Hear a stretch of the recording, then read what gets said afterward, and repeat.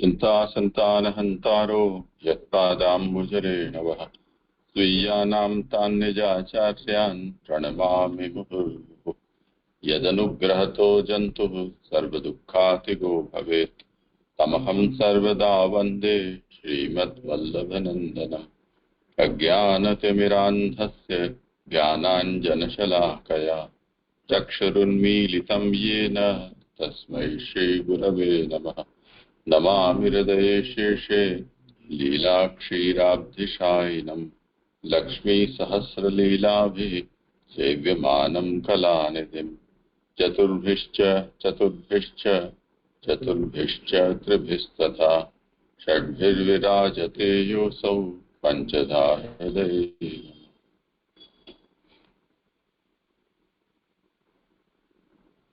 કરો આરંભ જેમનો વારો. આજે છે દંડવત પ્રણામ.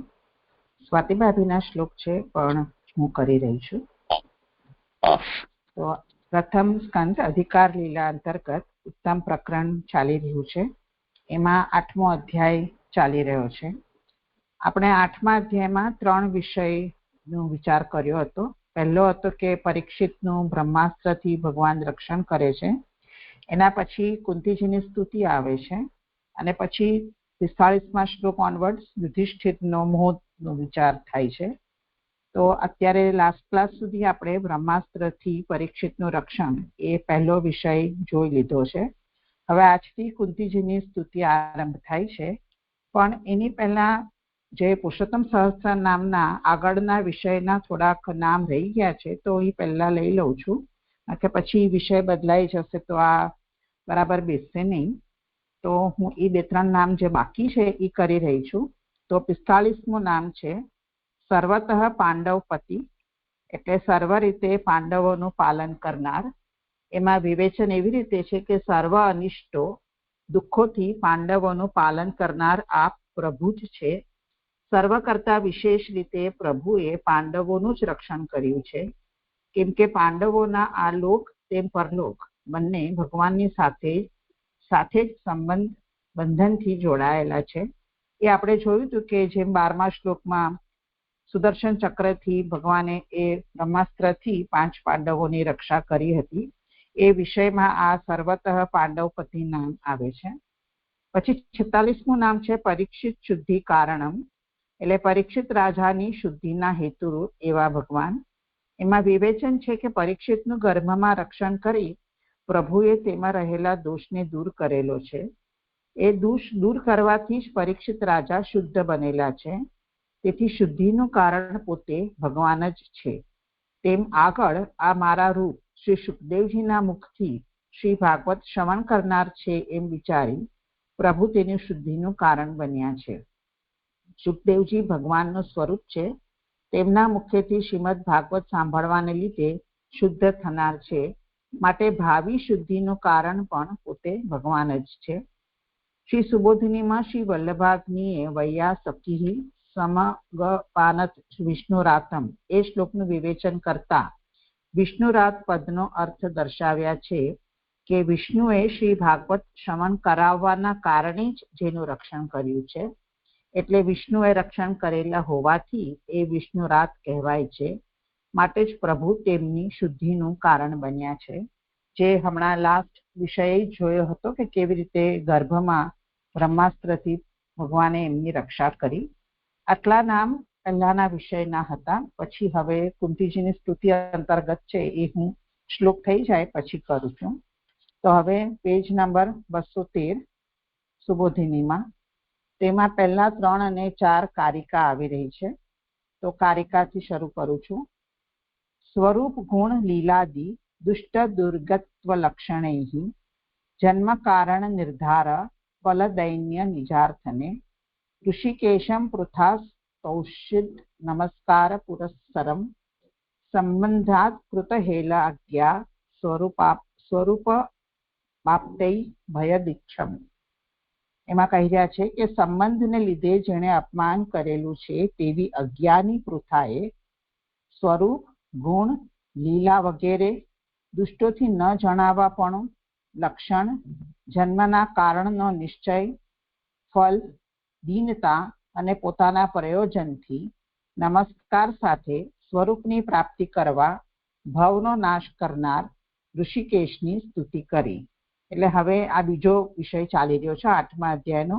કુંતીજી સ્તુતિ કરવાના છે એ આપણે 17 થી 42 શ્લોક સુધીની આ સ્તુતિ ચાલશે.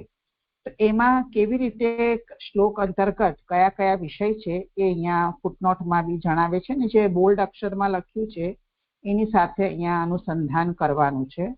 તો આ 9નું શ્લોક 17 થી આરંભી 3, 2, 3 જે લખ્યું છે એટલે 3 શ્લોકથી પહેલું સ્વરૂપ સમજાવશે, 2 શ્લોકથી ગુણ બતાવશે, 3 શ્લોકથી લીલા વગેરે, 4 શ્લોકથી દુષ્ટોથી ન જણાવવાપણું, 2 શ્લોકથી લક્ષણ, 4 શ્લોકથી જન્મના કારણનો નિશ્ચય, 1 શ્લોકથી ફળ, 4 શ્લોકથી દીનતા અને 2 શ્લોકથી પોતાના પ્રયોજનથી, એમ 25 શ્લોકથી, અને નમસ્કાર જે નમન 26મા શ્લોકથી કરેલ છે. તેથી 17 થી 42 સુધીના 26 સ્તુતિના શ્લોકો છે.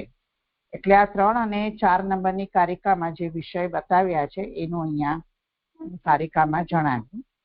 હવે 17મો શ્લોક આવે છે જે કયા પ્રમાણે અહીંયા 3 શ્લોકથી ભગવાનનું સ્વરૂપ દેખાશે. એ 17, 18, 19 એ 3 શ્લોક કરું છું. તે પૈકી નીચેના 3 શ્લોકથી ઋષિકેશનું સ્વરૂપ કહી રહ્યા છે.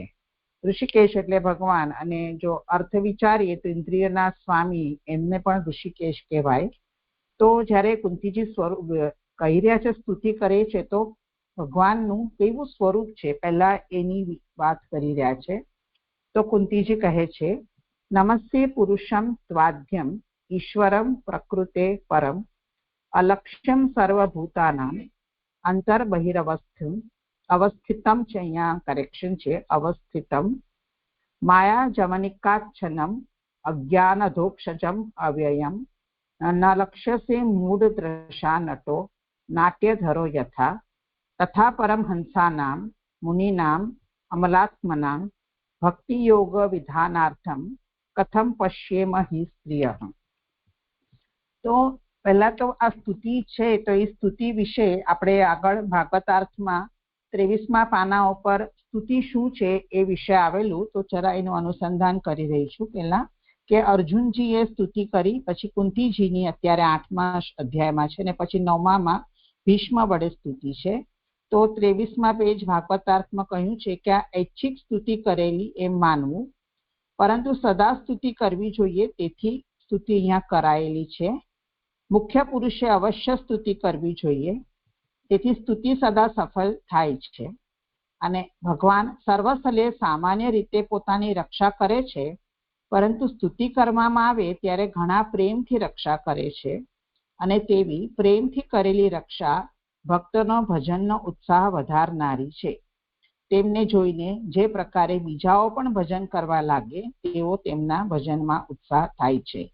એટલે અહીંયા રક્ષા તો ભગવાન એમનેમ પણ કરવાના જ છે, સર્વસ્થળે સામાન્ય રીતે બધાની રક્ષા કરે જ છે, પણ સ્તુતિ રક્ષા માટે કરી છે એવું ન સમજવું જોઈએ. અને પણ આપણી એક કર્તવ્ય ભાવનાથી કે પ્રભુનું મહાત્મ્ય સમજીને આપણે સ્તુતિ કરવી જોઈએ. અને એવી સ્તુતિ જોઈને સામાન્ય લોકોને પણ ભજનમાં ઉત્સાહ થાય એવું સ્તુતિનું મહાત્મ્ય આપણે જોયું હતું. અને પછી 25મા પેજ ભાગવતાર્થમાં જરા પહેલા મારે આ વિષય લેવાનો હતો, એ હમણાં લઈ રહ્યું છું. ભાગવતાર્થની 111મી કારિકા, પેજ નંબર 25 પર ત્યાં હેડિંગ છે બ્રહ્મ સ્વરૂપનું અને જીવ સ્વરૂપનું જ્ઞાન. તો સ્તુતિ પહેલા આ વિષય એક પેરેગ્રાફ જોઈ લઈએ. તો પહેલા પાંડવોને ગર્વ હતો, પાછું ન વાળી શકાય તેવું બ્રહ્માસ્ત્ર અશ્વત્થામાએ યોજ્યા પછી તે ગર્વ જતો રહ્યો. ગર્વની લીધે પહેલા ભક્તિ ન હતી, ગર્વ જતો રહેતા ભગવાનમાં ભક્તિ થઈ. ભક્તિવાળા હોય તે ભજન કરે, તેથી ભજન કરવા માટે ભગવાનના મહાત્મ્ય સંબંધી સર્વ સંદેહોનો નાશ કરે તેવી સ્તુતિ કુંતીએ કરી, જે 17મા શ્લોકથી 42મા શ્લોકમાં છે.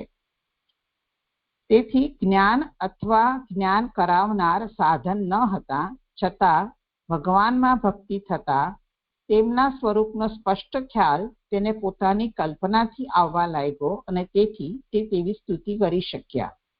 એટલે આમ તો એ સ્તુતિમાં કહી રહ્યા છે કે પોતાને એટલું જ્ઞાન નથી, પણ જેમ આ બધો અનુભવ થયો, ભગવાને બ્રહ્માસ્ત્રથી પરીક્ષિતની રક્ષા કરી અને એમને ભગવાનનું મહાત્મ્ય જણાયું અને તેથી તે આવી સ્તુતિ કરી શક્યા.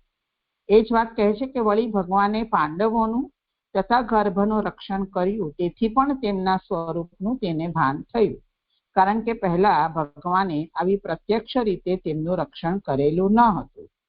તેથી અનંત ગુણોથી ભરપૂર ભગવાન તેમના અંતઃકરણમાં પ્રકાશતા હોવા છતાં તમારા વચ્ચે કંઈક વ્યવધાન એટલે અડખીલી છે, એ નિયમ પ્રમાણે આડખીલી હોવાથી તેમને ભગવાનનું જ્ઞાન ન હતું. એટલે ભગવાન અંતઃકરણમાં બિરાજતા હોવા છતાં પણ કંઈક વચ્ચે નડતું હતું, જે અજ્ઞાન હતું, એના કારણે એમને ખ્યાલ નહોતો કે ભગવાન મારી અંદર આવા અનંત ગુણોથી ભરપૂર બિરાજી રહ્યા છે. અને હવે એમને પ્રત્યક્ષ દર્શન કર્યું, એટલે હમણાં ભગવાને પ્રત્યક્ષ પ્રકારે રક્ષણ કર્યું, તેને લીધે આડખીલી લગભગ નીકળી ગઈ. એટલે ભગવાનના આ કાર્યને લીધે તેમને ભગવાન શ્રી કૃષ્ણના સ્વરૂપનું સારી રીતે જ્ઞાન થયું. એમ અહીંયા ભાગવતાર્થમાં આપણને જણાવ્યું કે આ કારણથી બી વધારે એમને મહાત્મ્ય ભગવાનનું સ્ફુર્યું છે, ભગવાનના સ્વરૂપનું એમને જ્ઞાન થયું, અને પછી એમણે 17 થી 42 શ્લોકની સ્તુતિ કરી છે. તો ફરી સુબોધિનીમાં પેજ નંબર 214 પર હવે શ્લોકાર્થ વાંચું છું. તો કુંતીજી કહી રહ્યા છે કે આપ પુરુષ, આદ્ય, ઈશ્વર, પ્રકૃતિથી પર, પ્રાણી માત્રથી ન જણાવો તેવા, પ્રાણી માત્રની અંદર અને બહાર રહેલા, માયાના પડદાથી ઢંકાયેલા, ઇન્દ્રિયોથી જેમનું જ્ઞાન ન થઈ શકે તેવા અવ્યયને હું અજ્ઞાની નમન કરું છું. જેમ પાત્રનો વેશ ધારણ કરેલ નટ મૂળ દ્રષ્ટિવાળાથી ઓળખાતો નથી, તેમ શુદ્ધ અંતઃકરણવાળા પરમહંસ મુનિઓને ભક્તિયોગ કરાવવા પ્રકટ થયેલા આપ ઓળખાતા નથી, ત્યારે મારા જેવી સ્ત્રીઓ કેમ જાણીએ? એટલે પહેલા તો 2 શ્લોકથી ભગવાનના 9 વિશેષણથી ભગવાનનું સ્વરૂપ એમને જણાવશે આપણને, અને પછી એમ કહી રહ્યા છે કે આવા ભગવાનને કેમ નથી ઓળખી શકતા. તો એમ પોતાની કૈમુતિક જ્ઞાનથી કહી રહ્યા છે કે જો પરમહંસ મુનિઓ જ આવા આપને ઓળખી ન શકે, તો પછી મારા જેવી સ્ત્રી તો અબુધ અજ્ઞાની હોય, મૂળ હોય, તો હું કેવી રીતે જાણી શકું આપના સ્વરૂપને? એવી રીતે આ શ્લોકાર્થ 17 થી 19 શ્લોકનો છે. હવે સુબોધિની કર્યા છે. ત્વા આપને નમન કરું છું, એટલે નમસ્તે પુરુષમથી ચાલુ કરે છે કે હું આપને નમન કરું છું. ભાઈના પુત્રને નમસ્કાર કરવા અયોગ્ય હોવાથી પુરુષ વગેરે 9 વિશેષણથી સ્વરૂપ કહે છે. એટલે આમ સંબંધના લીધે તો ભગવાન કુંતીજીના ભાઈના પુત્ર હતા, તો ભાઈના પુત્રને નમસ્કાર કરવું અયોગ્ય લાગે, એવું કોઈને લાગે તો કેવા ભગવાન છે, એ પુરુષથી શરૂ કરીને 9 વિશેષણથી ભગવાનનું સ્વરૂપ કહે છે. આવા ભગવાન મારા આત્મા હોવાથી ભેદ જણાવનાર નમસ્કાર કરવા અયોગ્ય છે, એવી શંકા કરી તે અજ્ઞાની એમ કહેલ છે. ત્યાં જણાવનાર પર 1 નંબરની ફૂટનોટ છે કે નમન કરનાર અને જેને તે નમન કરે છે તે 2 જુદા જુદા હોવાનો નમસ્કાર કરવાથી જણાય છે, તેથી નમસ્કાર ભેદ જણાવનાર છે. એટલે જ્યારે આપણે નમસ્કાર કરીએ તો એક નમન કરનાર હોય અને એક જેને આપણે નમન કરીએ છીએ, તો જ્યારે નમસ્કાર કરીએ તો આપણને 2 લોકો અલગ અલગ જણાય, એવું અહીંયા કહી રહ્યા છે. એટલે નમસ્કાર તો ભેદ જણાવનાર છે. તો અહીંયા એવી શંકા કરી છે કે ભગવાન જે છે એ તો મારા આત્મા છે, તો પછી ભેદ તો છે જ નહીં મારા મને ભગવાનમાં, તો નમસ્કાર અયોગ્ય છે, એવી કોઈ શંકા કરે તો એનો સમાધાન એમ કરે છે કે તે અજ્ઞાની એમ કહેલ છે. એટલે હું અજ્ઞાની છું એમ કુંતીજી કહેલ છે. એટલે મને આવું જ્ઞાન નથી કે આપ ભગવાન મારા આત્મ સ્વરૂપે અંદર મારા અંતઃકરણમાં રહી રહ્યા છો, એવું એમને ખબર નથી, તેથી એમ અજ્ઞાની એમ કહેલ છે. એવી અજ્ઞાની આપને મારા આત્મા તરીકે જાણવા માટે જ નમસ્કાર કરું છું, એવો અર્થ છે. તો અજ્ઞાની ઉપર 2 નંબરની ફૂટનોટ છે કે આવા આપને શબ્દ વગેરેથી જાણતી હોવા છતાં મારા આત્મા તરીકે જાણતી ન હોવાથી અજ્ઞાની છું, એવો અર્થ છે. એટલે જે શંકા કરી એનું જ સમાધાન કરી રહ્યા છે કે આવી હું અજ્ઞાની છું, કે આપને હું જાણું છું કે આપ કોણ છો, શ્રી કૃષ્ણ છો, પણ મારા આત્મા તરીકે હું નથી જાણતી. તો હવે હું આપને મારા આત્મા તરીકે જાણવા માટે જ અત્યારે હું નમસ્કાર કરું છું, એવો અર્થ છે. દેખાતા સ્વરૂપના વિચારથી આત્મા માનવાનું અયોગ્ય છે એવા વિચારથી સત્ય સ્વરૂપ કહેવામાં ન્યૂનતા રહેશે એમ માનીને દેખાતું સ્વરૂપ જ પરમાનંદ છે એમ કહેતા નમસ્કાર કરે છે, એવું તાત્પર્ય છે. દેખાતા ઉપર 3 નંબરની ફૂટનોટ કહી રહ્યા છે કે દેખાતું એટલે મનુષ્યપણું, ક્ષત્રિયપણું વગેરે તેના વિચારથી. તો નમસ્કાર જ્યારે કરી રહ્યા છે તો સામે કયું સ્વરૂપ બિરાજે? ભગવાન અત્યારે મનુષ્ય અવતારમાં છે, ક્ષત્રિય અવતાર રૂપ પણ છે. તો જો આવા મનુષ્ય રૂપે વિચારીને તો આત્મા કેવી રીતે જાણી શકાય? એવું અયોગ્ય છે. એને માટે સત્ય સ્વરૂપ કહેવામાં ન્યૂનતા રહેશે. દેખાતું સ્વરૂપ જ પરમાનંદ છે, એટલે આવું સત્ય સ્વરૂપ એટલે મનુષ્ય છો આપ, ક્ષત્રિય રૂપ છો, એવું કહેવામાં ન્યૂનતા છે. એટલે માટે જે સ્વરૂપ અત્યારે દર્શન આપી રહ્યું છે એ જ પરમાનંદ સ્વરૂપ છે એમ કહીને નમસ્કાર કરે છે, એવું તાત્પર્ય છે. તો આ પહેલો પેરેગ્રાફથી અત્યારે આપણે નમસ્તીએ એ વાત, પુરુષમ એ વાત અહીંયા સુધી સમજાવી કે આવા ભગવાનને ભલે એ ભાઈના પુત્ર છે પણ એ આપણા આત્મારૂપ હોવાથી અત્યારે જણાતા નથી અને જાણવા માટે જે એમને નમસ્કાર કરી રહ્યા છે, એવું તાત્પર્ય છે. હવે જે 9 વિશેષણ છે એનું વિવેચન આવે છે. તો પહેલું છે 1 અને 2, એટલે આ પુરુષમ અને ત્વમ ત્વાદ્યમ એ 2 વિશેષણ અહીંયા સમજાવી રહ્યા છે. પહેલું છે આદ્ય, સર્વનું મૂળ, બિંબ છે એવો અર્થ છે. એટલે આપ ભગવાન આદ્ય છે. આદ્ય એટલે પહેલું, સર્વનું મૂળ છો અને બિંબ છો. એટલે બિંબ એટલે બધાના મૂળભૂત છે. એટલે બિંબની સામે પ્રતિબિંબથી સમજીએ તો જેમ પ્રતિબિંબ બિંબનું જ સ્વરૂપ હોય છે, તો એ રીતે આ ભગવાન અખિલ બ્રહ્માંડ આપનું જ સ્વરૂપ છે એમ આપ અહીંયા બિંબથી એવો સમજાય છે, એવો અર્થ છે. એટલે ભગવાન આદ્ય છે, મૂળ રૂપ છે, બિંબ રૂપ છે. પછી કહે છે કે જડ નથી એમ પુરુષ શબ્દથી અને જીવ નથી તેમ આદ્ય શબ્દથી જણાવેલ છે. તો આપણે જ્યારે બ્રહ્માંડ જ આપનું સ્વરૂપ છે એમ આદ્યમાં મૂળ રૂપે કહ્યું, તો એમાં તો જડ જીવ બંને જ આવી જાય. આખું બ્રહ્માંડને જો ગણીએ તો પુરુષ શબ્દથી એમ જણાવી રહ્યા છે, જે પુરુષ ઉપર મૂળમાં છે એનાથી, કે આ જે ભગવાન છે સ્વરૂપ છે એ જડ નથી એટલે પુરુષ રૂપ છે, અને જીવ નથી એમ આદ્ય શબ્દથી જણાવેલ છે.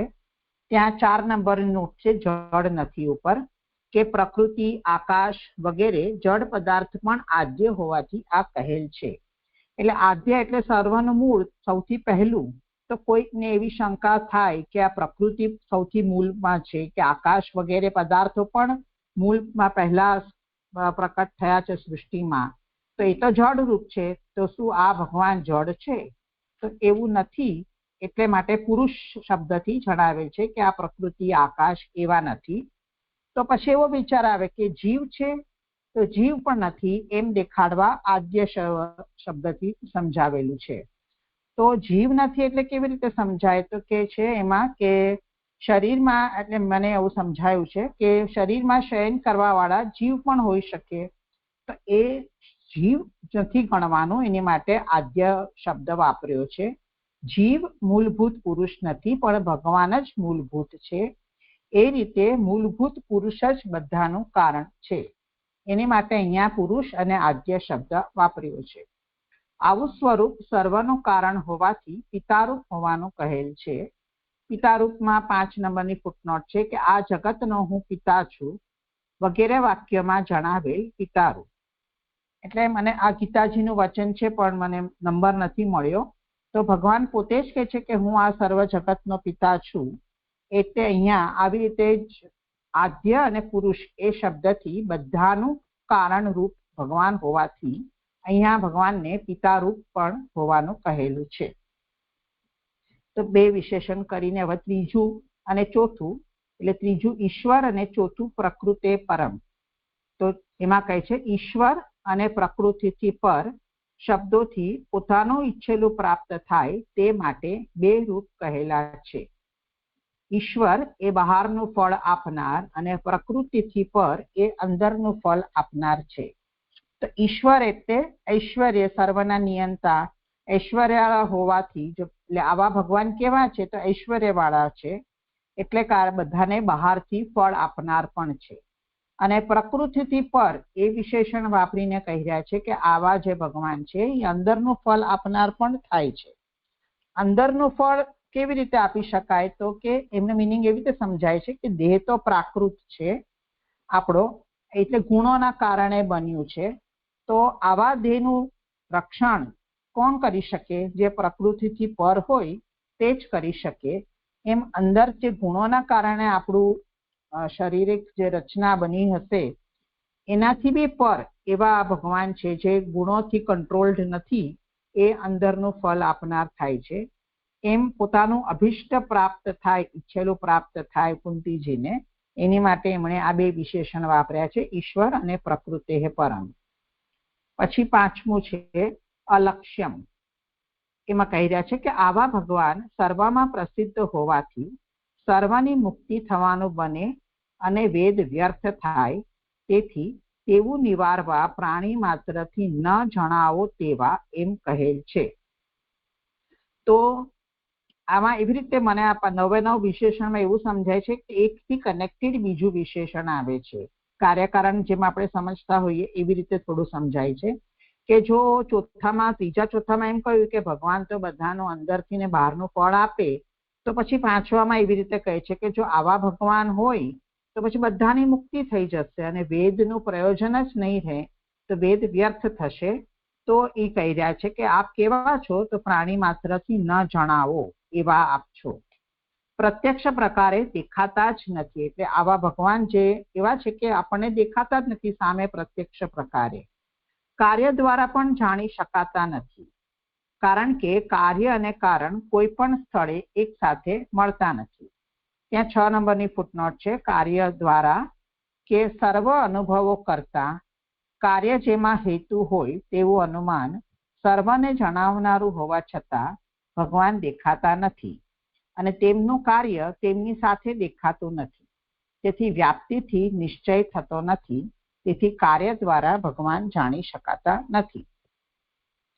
તો આપણે એવી રીતે કાર્ય અને કારણથી કેવી રીતે સમજી શકીએ કે જગતરૂપ કાર્ય એ ભગવાન દ્વારા થયું છે, પણ તો પણ આપણે કાર્ય જગતને જોવાથી કારણરૂપ ભગવાન એનું આપણે નથી જાણી શકતા. એટલે કાર્ય અને કારણ કોઈ પણ સ્થળ એક સાથે મળતા નથી. કાર્ય જગત તો આપણને સામે પ્રત્યક્ષ છે, પણ કારણરૂપ ભગવાન આપણને જાણી નથી શકાતા. એટલે એવી રીતે બી સમજાય કે અગ્નિ અને ધુમાડો એ જે એક્ઝામ્પલ છે કે અગ્નિ ધુમાડો ત્યાં હોય તો આપણને સમજ પડી જાય કે અગ્નિ હશે, જેમ કાર્ય કારણ રીતે. એવી રીતે કાર્ય જગત અને કારણ બ્રહ્મની ક્યાંય પણ આપણને સાહચર્ય દેખાતું નથી. એ વાત અહીંયા સુધી આવી રીતે સમજાવ્યું. એટલે નથી આપણે પ્રત્યક્ષ ભગવાન દેખાતા, નથી કાર્ય દ્વારા પણ જાણી શકાતા. તેથી જ સર્વ પ્રાણીઓથી બ્રહ્મા વગેરેથી પણ જાણી શકાતા નથી, એટલે કોઈનાથી બી આવા ભગવાનને જાણી નથી શકાતા. અથવા કરીને અલક્ષ્યમ એ જે શબ્દ છે એની વ્યુત્પત્તિથી હવે વિષય સમજાવે છે. અથવા અહ શ્રી કૃષ્ણ તેમનાથી લક્ષ્ય જણાતા, એટલે પોતાની મેળે પ્રકાશો છો, અથવા આચાર્ય વાળો પુરુષ જાણે છે એ શ્રુતિ પ્રમાણે ગુરુથી જણાવો છો, તેથી વેદ નકામા થતા નથી અને સર્વની મુક્તિ પણ થતી નથી, એવો અર્થ છે. તો અહ પર 7 નંબરની ફૂટનોટ છે. અહ એટલે વિષ્ણુ. થોડુંક આમાં કરેક્શન લાસ્ટ ટાઈમ કરાવેલું હતું, એટલે શ્રી કૃષ્ણ બ્રેકેટમાં મૂકવાના છે. અહ એટલે વિષ્ણુ, શ્રી કૃષ્ણમાં બ્રેકેટ કરવાનું છે. અને શંકર પછી શુકથી બ્રેકેટ ચાલુ કરીને શુક શંકરનો અવતાર અને ગુરુ હોવાથી ત્યાં બ્રેકેટ પૂરું કરીને પછી ગુરુ. એટલે અહથી વિષ્ણુ અને શંકર ગુરુ એવું અહીંયા ફૂટનોટ આવી રહી છે. એટલે અહથી એક અર્થ શ્રી કૃષ્ણ બી થઈ શકે અને અહથી ગુરુ પણ અર્થ થઈ શકે.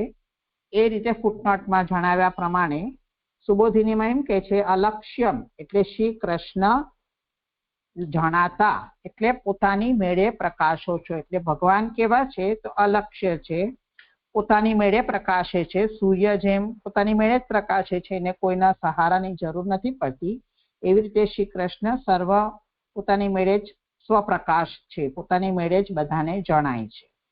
અને બીજું, જો તમે અહનો અર્થ ગુરુ કરો તો કહી રહ્યા છે કે ગુરુ દ્વારા જણાવે છે. જેમ આચાર્ય વાળો પુરુષ જાણે છે, એટલે જે ગુરુ છે આચાર્ય વાળો એટલે ગુરુ, એ પુરુષને જાણે છે, એટલે એ ભગવાનને જાણે છે.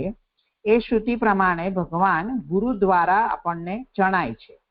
તો જે ઉપર પ્રશ્ન ઉઠાવેલો હતો કે સર્વની મુક્તિ થશે અને વેદ વ્યર્થ થશે, તો એમ કરીને કહે છે કે ગુરુ દ્વારા ભગવાન જણાશે તો પછી વેદ પણ નકામા નહીં થાય, અને જ્યારે બધાને જણાતા જ નથી તો પછી બધાની મુક્તિ પણ નહીં થાય, એવો અર્થ છે. એટલે ઉપર શંકા ઉઠાવીને અહીંયા સુધી એનું સમાધાન થઈ. હજી આગળ એ જ વાત કહે છે કે અહીંયા એક શ્રુતિ વચન છે કે જેણે નિર્ણય કરેલ નથી તેને વિચારેલ છે, જેણે વિચારેલ છે તે જાણતો નથી, જાણનારાઓથી જણાયેલા નથી, ન જાણનારાઓથી જણાયેલા છે. એ શ્રુતિ પ્રમાણે. અને બીજી શ્રુતિ છે કે બ્રહ્મ અને ક્ષત્ર બંને જેમનું રાંધેલું અનાજ છે, મૃત્યુ જેમનો ખોરાક છે, તે ક્યાં છે એવું કોણ જાણે. એટલે શ્રુતિ વચન તો મને બરાબર નથી ખબર, પણ એ શ્રુતિ પ્રમાણે વાસ્તવિક રીતે જ આ ભગવાન જાણી ન શકાય તેવા છે, બીજા સાધન ન હોવાથી જાણી શકાય તેવા નથી એમ નથી, તેથી ભગવાન જાણવા એ કઠણ જ છે. એટલે આ બંને શ્રુતિ આ જ વાતને કહી રહી છે કે ભગવાનને જાણવા, વાસ્તવિક રીતે જાણવા બહુ અઘરા છે. ભગવાન દુર્જેય જ છે. કાં પોતે સ્વપ્રકાશ છે એટલે પોતાની રીતે જણાય, અથવા તો ગુરુ દ્વારા જણાય. આમ નોર્મલી પ્રત્યક્ષ કે કાર્યકારણના રીતે ભગવાનને જાણી નહીં શકાય, એવું આ અલક્ષ્યમથી મને સમજાયું, વિશેષણથી. હવે સર્વભૂતાનામની વાત કરી રહ્યા છે. તો અહીંયા જે 5મા પોઈન્ટમાં કીધું કે ભગવાનને તો જાણવા બહુ કઠણ છે, દુર્ગેય છે, તો 6થા પોઈન્ટમાં કે છે તો એમના જ્ઞાન માટે પ્રાર્થના કરવાથી શું ફળ, એવો પ્રશ્ન થાય. તે સંબંધમાં પ્રાણી માત્રની અંદર અને બહાર રહેલા એમ કહેલું છે. એટલે ઉપરથી કનેક્ટ કરીએ તો જો આવા ભગવાન છે, પ્રાણી માત્રથી જણાતા નથી, એનું પ્રાપ્તિ જાણવા બહુ કઠણ છે, દુર્ગેય છે, તો પછી એની માટે પ્રાર્થના કરવી જોઈએ કે ન કરવી જોઈએ? પ્રાર્થના કરીને શું થશે, શું ફળ મળશે? તો એમ જણાવે છે કે આ ભગવાન કેવા છે તો દરેક પ્રાણી માત્રની અંદર અને બહાર રહેલા છે. એટલે સર્વભૂતાનામ અંતર બહિર અવસ્થિતમ. એમાં કહી રહ્યા છે કે ભગવાન તો સર્વ સ્થળે છે અને તેમનું જ્ઞાન દુર્લભ છે. એટલે એક વાત એમ કે છે કે ભગવાન બધે જ છે, સર્વ સ્થળે છે, પણ એમને જ્ઞાન મેળવવું એમનું દુર્લભ છે. ભગવાન સર્વ વસ્તુઓમાં વસ્તુ કે સ્વરૂપ રૂપ હોવાથી તેમને જણાવનાર જ દુર્લભ છે. એટલે તત્વતઃ બધી જ વસ્તુઓમાં ભગવાન જ રહેલા છે, અને સ્વરૂપ રૂપ પણ તે જ વસ્તુથી ભગવાન બન્યા છે, પણ તેમને જણાવનાર એટલે ગુરુ પણ અહીંયા આ જે વસ્તુનો આપને જણાવી શકે આપણને, એ પણ દુર્લભ છે. જાણનાર ન હોવાનું કહ્યું તે તો વિરુદ્ધ ધર્મ જણાવવા કહેલ, તેથી સર્વસ્થલે હોવાથી ભગવાનનું જ્ઞાન સહેલાઈથી પ્રાપ્ત થાય તેવું છે. એટલે અહીંયા વિરુદ્ધ ધર્મ બતાવી રહ્યા છે ભગવાન, કે એક બાજુ કહ્યું છે બધે જ સર્વસ્થલે રહ્યા છે, તો બ્રહ્મવાદની રીતે આપણે કહીએ કે જે કાંઈ બધું બન્યું છે બધું ભગવાન જ બન્યા છે. જો એવી રીતે વિચાર કરીએ તો ભગવાનને જાણવું બહુ સહેલું છે, સહેલાઈથી પ્રાપ્ત થઈ શકે છે. પણ તત્વતઃ બધું જ ભગવાન બન્યા છે એવી રીતે જો જાણવાનું એવું જ્ઞાન તો બહુ અઘરું છે, અને જણાવનાર ગુરુ પણ બહુ દુર્લભ છે. એ રીતે અહીંયા ભગવાનનો વિરુદ્ધ ધર્મ જણાવ્યો છે, પ્રાણી માત્રની અંદર અને બહાર રહેલા એ વિશેષણથી. પછી 7મા વિશેષણ છે માયા જવનિકાચ્છન્નમ. તો તેમ છે ત્યારે ઘટ વગેરેની પેઠે ભગવાન સર્વને કેમ દેખાતા નથી, એવો પ્રશ્ન થાય.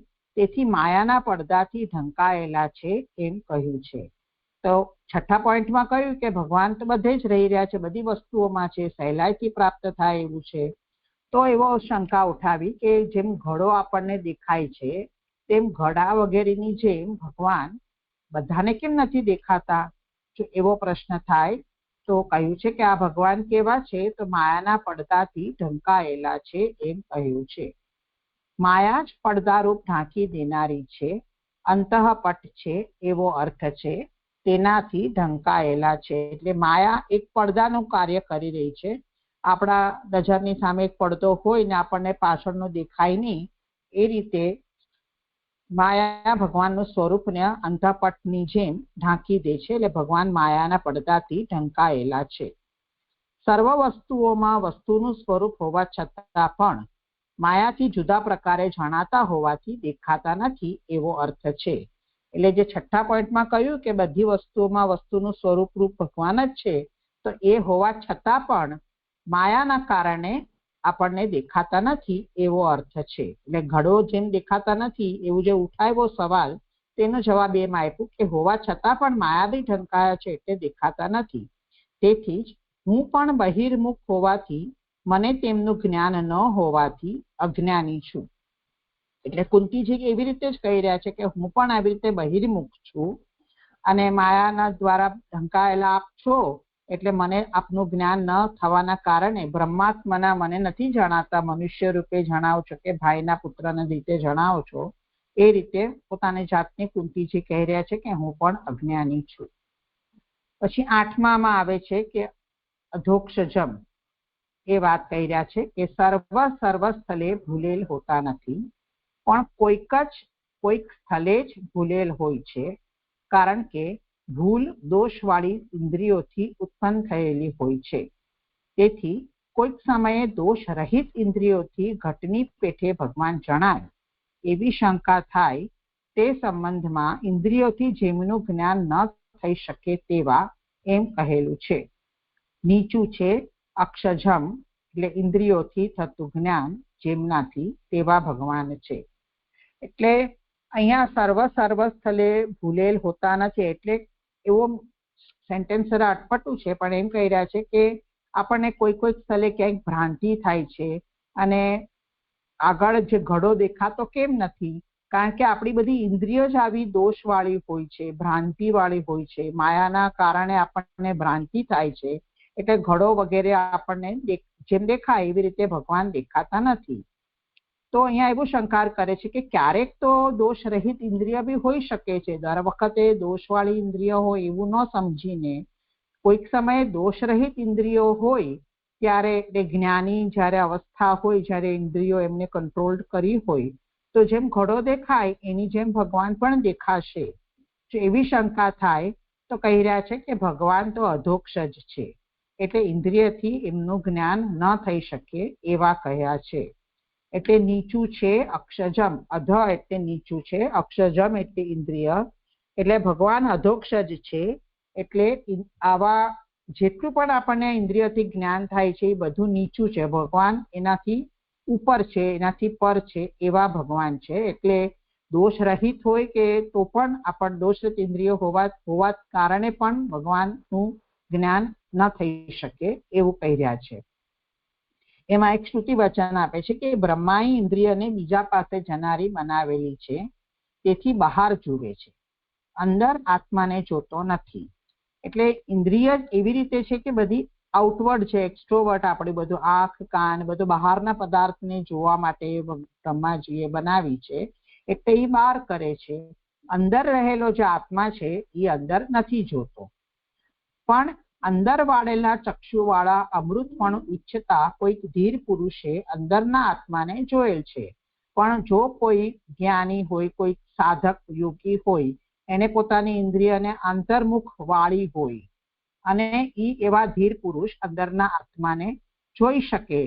એ શ્રુતિ પ્રમાણે ઇન્દ્રિયથી થતું જ્ઞાન ભગવાનના સંબંધ વાળું હોતું નથી. તેથી ભગવાન વસ્તુઓનું સ્વરૂપ હોવા છતાં ઇન્દ્રિયથી જણાતા નથી. એટલે આપણને એવો વિચાર આવે કે ભલે આમ તો ઇન્દ્રિય બધી બહારની તરફનું કાર્ય કરે છે, પણ જો કોઈ એની જ્ઞાનની અવસ્થાથી યોગ દ્વારા આંતર ઇન્દ્રિયોને અંતર્મુખ કરે તો ભગવાનને જોઈ શકશે, એનું જ્ઞાન થઈ શકશે. તો અહીંયા એમ જણાવે છે કે ભગવાન અધોક્ષ જ છે, એટલે ભગવાન આપણી ઇન્દ્રિયથી બધું વસ્તુઓનું સ્વરૂપ હોવા છતાં પણ ઇન્દ્રિયથી જણાતા નથી, એટલે ભગવાન અધોક્ષ જ છે. અને 9મું વિશેષણ છે અવ્યયમ. તો સર્વ વસ્તુઓમાં ભગવાન વસ્તુઓનું સ્વરૂપ હોય તેમ કહી ન શકાય, કારણ કે સર્વ વસ્તુઓ નાશ પામે તેવી છે. જો ભગવાન વસ્તુઓનું કારણ હોય તો પણ આધારપણાનો, અને આધેય હોય તો પણ આધેયપણાનો નાશ થાય.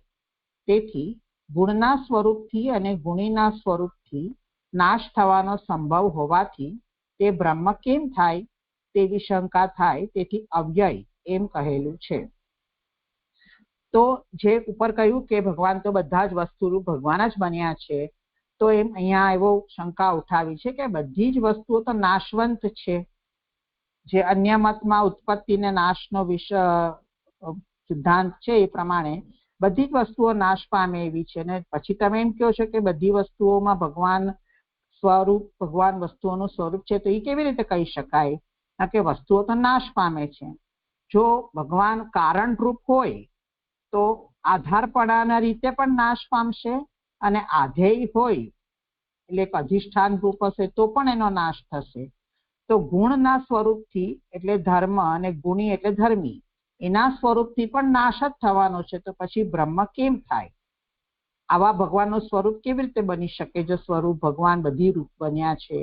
એવી શંકાના સમાધાન કહે છે કે ભગવાન તો અવ્યય છે, એટલે ભગવાન સર્વરૂપ હોવા છતાં તેમનો વિનાશ થતો નથી. એટલે ઉપર કહ્યું કે બધી વસ્તુ નાશ પામે છે, પણ અહીંયા એમ જણાવે છે કે ભલે ભગવાન સર્વરૂપ હોવા છતાં એમનો ક્યારે પણ નાશ નહીં થાય, કારણ કે તે વિરુદ્ધ સર્વ ગુણોના આશ્રય હોવાનું કહેલ છે.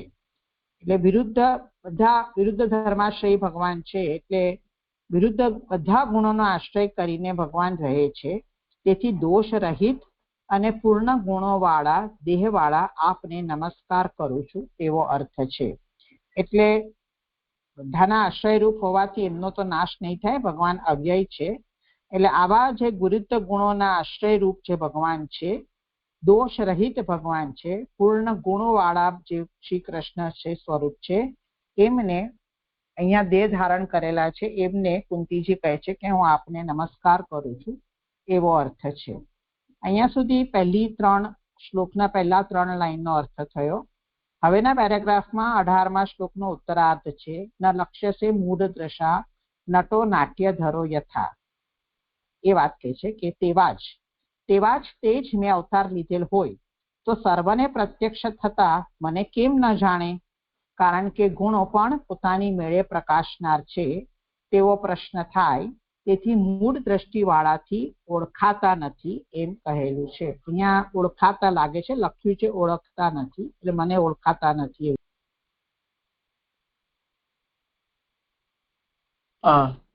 અહીંયા પ્રશ્ન છે કે અહીંયા જે ચોથો પોઈન્ટ જે કહ્યો ને 14મા પેજ પર 214મા પૃષ્ઠ પર કે પ્રકૃતિથી પર શબ્દોથી પોતાનું ઈચ્છેલું પ્રાપ્ત થાય તે માટે બે રૂપ કહેલા છે. એ જે બે રૂપમાં જે ઈશ્વર અને પ્રકૃતિથી પર એવી રીતે જે કહ્યું ને તે આપ્યું, એનાથી એ હજી સ્પષ્ટ નથી થતું નીચે કે ઈશ્વર એ બહારનું ફલ આપનારા અને પ્રકૃતિથી પર એ અંદરનું ફલ આપનારા.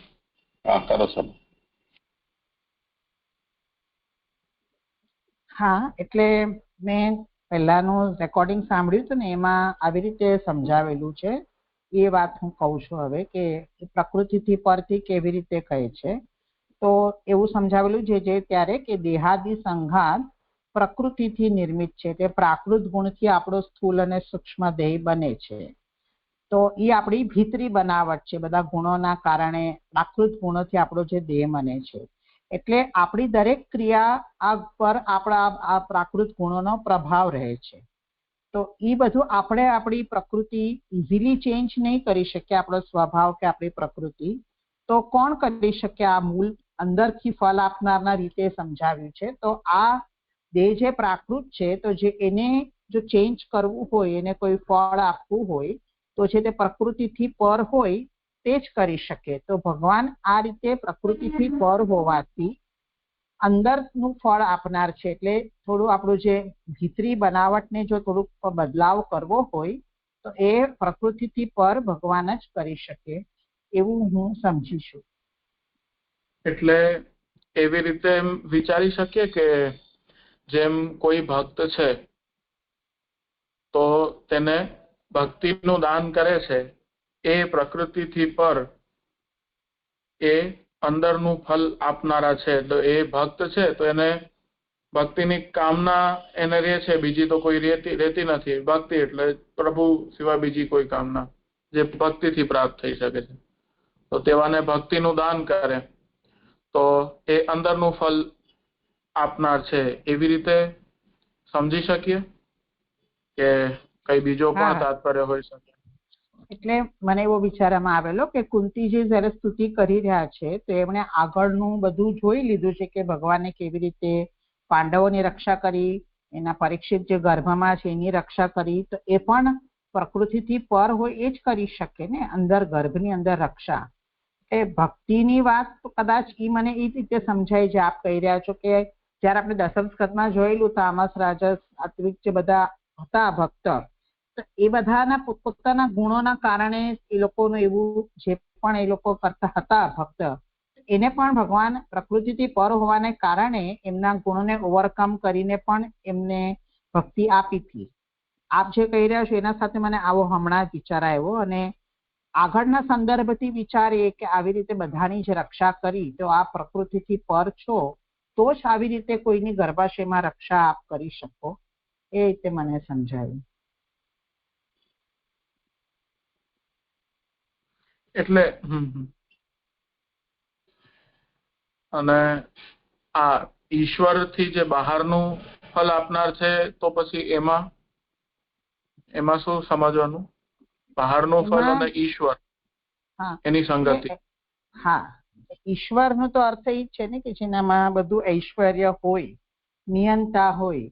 તો બહારનું ફળ આપનારથી હું એવું સમજી કે બધી આપણા સિચ્યુએશન્સ આપણા લાઈફમાં જે પણ આવતા હોય એ બધાને નિયંતા ઐશ્વર્યવાળા ઈશ્વર છે. તો બહારનું જે પણ લૌકિક અલૌકિક જે પણ બહારથી જે દેખાતું હોય એ બધું બી ઈચ્છેલું પ્રાપ્ત થાય. એટલે એમને ઈચ્છેલું આ બહારની સિચ્યુએશન પણ જે બી આઉટ ઓફ કંટ્રોલ જ્યારે જઈ રહી છે તો એ ઈશ્વર હોવાને કારણે પોતે નિયંત્રણ કરીને બહારથી પણ ફળ આપે છે. આવા ભગવાન છે.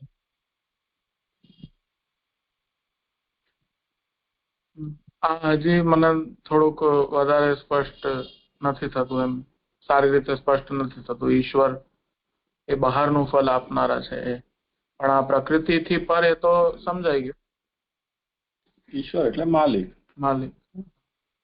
હા, પણ બહારનું ફળ આપવા માટે ઈશ્વર સ્વરૂપ એવી રીતે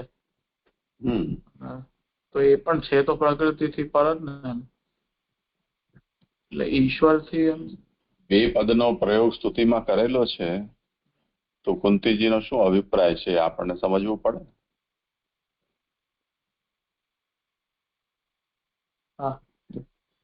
પ્રકૃતિથી પર, પ્રકૃતે પરમ ઈશ્વરમ.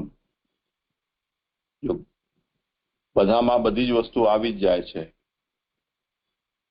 આદ્ય પુરુષ છો એટલું કહો, એમાં પણ બધું જ આવી ગયું. જયારે બે અલગ અલગ વિશેષણોના પ્રયોગ કરેલા છે તો આપણે એનો અભિપ્રાય સમજવો પડશે ને. વિશેષણ વ્યાવર્તક ધર્મ હોય છે. જે વસ્તુ તમે પ્રકૃતિથી પરથી અર્થ ગ્રહણ કરશો એ ઈશ્વરથી નહીં લઈ શકાય, નહીં તો વ્યર્થ જશે બીજું વિશેષણ. એટલે જે વિશેષણનો જે અર્થ લીધો એ બીજા વિશેષણનો અર્થ એમાંથી આપણે ન કાઢી શકીએ, નહીં તો વક્તાનો તાત્પર્ય એને પ્રત્યે અન્યાય થઈ જશે. એટલે મહાપ્રભુજીને એમ લાગે છે કે ઈશ્વર પદ છે એ બાહ્ય ફલ પ્રદાતા તરીકે છે અને પ્રકૃતિથી પર એનાથી ભગવાન અંદર બિરાજી અને ફલદાન કરે છે. અથવા તો આંતરફલ પ્રદાતા છે એવી કુંતીજીની પ્રતીતિ છે. અને આનાથી જે પ્રકૃતિથી પર જેમ ભક્તની રીતે સમજ્યું તો તેવી રીતે જેમ અસુર દૃષ્ટિવાળા છે તો એ લોકોને પણ એવો ભાવ પ્રદાન કરે છે, તો બધાને આપનારા છે, તો એ રીતે જ અહીંયા વ્યાપક દ્રષ્ટિએ સમજવું જોઈએ ને. કે જેમ એટલે મને એવું નથી લાગતું અહીંયા કે કોને શું ફલ પ્રદાન કરે છે એ દૃષ્ટિથી આ સ્તુતિ થઈ રહી હોય.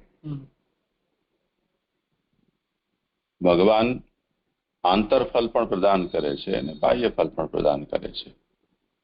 જેને પણ કરતા હોય, જે પણ રૂપથી કરતા હોય અને જેવું ફલ કરતા હોય એ અલગ વિચારણીય મુદ્દો છે. પણ અગર બે પ્રકારે ફલ પ્રદાન થઈ રહ્યું છે તો એને આપણે બેને અલગ અલગ સમજવા જોઈએ અને એના માટે આ બે વિશેષણ છે ભગવાનના. હા, એટલે અગર આ હમણાં ચાલુ લીલા જોઈએ, આપણે આજે કથા ચાલી રહી છે, અશ્વત્થામા ને એ રીતે કર્યું અને હમણાં કુંતીજી સ્તુતિ કરી રહ્યા છે, તો ત્યાર સુધીમાં આને એના કઈ સંદર્ભથી જોડવું હોય તો કેમ એમ એવી આવશ્યકતા નથી એને જોડવાની. એ તો જેટલું પણ ભગવાને કર્યું છે એ ભગવાનની સ્તુતિના કોઈ ને કોઈ હિસ્સામાંથી એ વસ્તુ એ લીલાનો અર્થ આવી જ જશે, એનો કોઈ એમાં તો કોઈ પ્રશ્ન જ નથી. પણ કુંતીજી જે અત્યાર સુધી ઘટિત થયું છે એને અનુલક્ષી અને આ બધું વિશેષણનો પ્રયોગ કરી રહ્યા હોય કે એનાથી સિવાય બીજું કંઈ ન કર્યું હોય એવું વિચારવાની કોઈ આવશ્યકતા નથી લાગતી.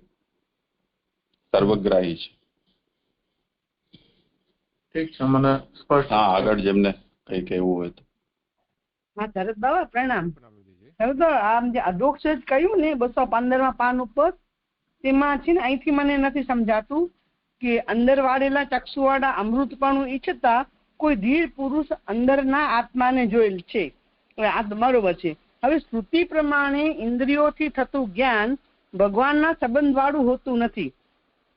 તો જે આ બધું જે અમારા જેવા અત્યારે સાંભળી રહ્યા છે તે ભગવાનના સંબંધ વાળું જ્ઞાન નથી, ઇન્દ્રિયો થઈ રહ્યું છે. તો પણ તેથી ભગવાન સર્વ વસ્તુઓનું સ્વરૂપ હોવા છતાં બધું ભગવાન જ છે, પણ ઇન્દ્રિયોથી જણાતા નથી. તો આ અંદર જ્યારે વાળશે, જ્યારે ઇન્દ્રિયોને કોઈ પણ જીવ હોય એ અંદર જ્યારે ઇન્દ્રિયોની વળશે ત્યારે જ ભગવાન જણાશે, એવું સમજવું. શરદ બાબા પ્રણામ. મને જરા આને સમજાવો ને. હા, તારો સમાધાન કર. હા, એટલે અહીંયા શ્રુતિ એવું કહી રહી છે કે અંદર વાળેલા ચક્ષુઓ વાળા અમૃતપણું ઈચ્છતા કોઈક ધીર પુરુષે અંદરના આત્માને જોયેલ છે, પણ એ થોડુંક અંશમાં જ એમણે અંદરના આત્માને જોયેલ છે. એટલે જે તમે પૂછી રહ્યા છો કે જ્ઞાન નહીં થાય, તો એ આપણને ટોટાલિટીમાં તો નહીં જ થાય, કારણ કે આપણી ઇન્દ્રિય તો પ્રાકૃત છે અને ભગવાન અધોક્ષ જ છે. એટલે આપણી લૌકિક ઇન્દ્રિયથી ભગવાનનું જ્ઞાન કદાચ આપણે થોડું ઘણું અત્યારે જેમ થઈ રહ્યું છે એવું મને સમજાય છે કે થોડું ઘણું થાય, પણ ટોટલી આપણે એવો દાવો નહીં કરી શકીએ કે આપણે ભગવાનને જાણી લીધું, કારણ કે ભગવાન તો અધોક્ષ જ છે એવું મને સમજાય. એમના પ્રશ્ન અંતર્મુખ થશે ત્યારે જ થશે એવું નિશ્ચિત છે ને. અહીં જે શું કહ્યું, જ્ઞાન ઇન્દ્રિયોનું ભગવાન સાથે સંબંધ ન થતો, તેથી એનું જ્ઞાન ન થતું. તો ઇન્દ્રિયોનો સંબંધ ભગવાન સાથે ક્યારે થાય? શરદા અનુગ્રહ થાય ત્યારે થાય કે શું છે? પ્રણામ શરદા. અહીંયા તો જ્ઞાની માટેની વાત કરી હોય ને એવું લાગે છે કે યોગ માર્ગ દ્વારા જે બ્રહ્મના વ્યાપક સ્વરૂપને જે જાણી જતો હોય, એમ કે અહીંયા આપ્યું ને જે શ્રુતિમાં, કે શ્રુતિમાં જે આપ્યું છે ને કે અંદર વાળેલા ચક્ષુવાળા અમૃતપણું ઈચ્છતા કોઈક ધીર પુરુષે અંદરના આત્માને જાણેલ છે, એવું લાગે છે. પછી આપ કહેશે. હા, બસ મને પણ એ જરાક એ શંકા હતી એટલે પૂછ્યું. સરસ, પ્રણામ. આ બે ત્રણ નામ જે વિશેષણ આપેલા છે કે અલક્ષ્યમ સર્વભૂતાનામ અને અંતર બહિરવસ્થિતમ, અધોક્ષજમ અવ્યયમ અને માયા જવનિકાચ્છન્નમ, આ બધું એના સાથે જ એકબીજા સાથે જોડાયેલું છે. એક નામ એમ કહી રહ્યું છે કે અલક્ષ્ય,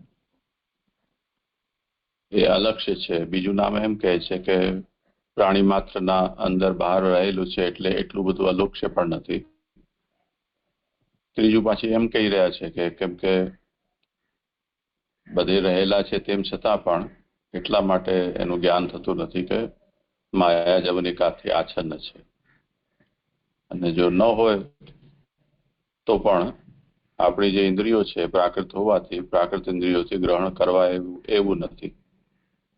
તો માયા નિવૃત્ત થઈ ગયો હોય પણ ઇન્દ્રિયો પ્રાકૃત રહી ગઈ હોય તોય પાછું દેખાય નહીં, એવું છે.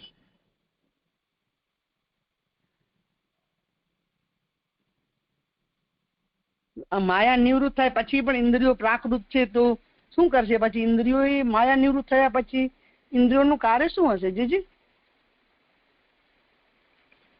ભગવાન ને દેખાડવા માટે સમર્થ નથી. માયા ભલે નિવૃત્ત થઈ ગઈ.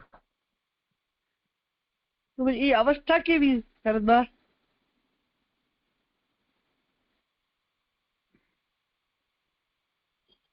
શું અવસ્થા? એની અવસ્થા તો પછી કે માયા નિવૃત્ત થઈ ગઈ છે અને પ્રભુ ને ઇન્દ્રિયો હજી સંબંધ વાળી નથી થઈ તો એ જોઈ નહીં શકે. તો એ શું અવસ્થા કેવી હશે એ જીવની ત્યારે? તો ઘણા બધા જીવન મુક્તો છે જેમની માયા નિવૃત્ત થઈ ગઈ છે, પરંતુ એમને ક્યાં સાક્ષાત્કારી જ્ઞાન થયું હોય એવું ક્યાં થયું છે બધાને? હા જી જી, હા હા હા, નથી થતું. જી જી, એવી અવસ્થા.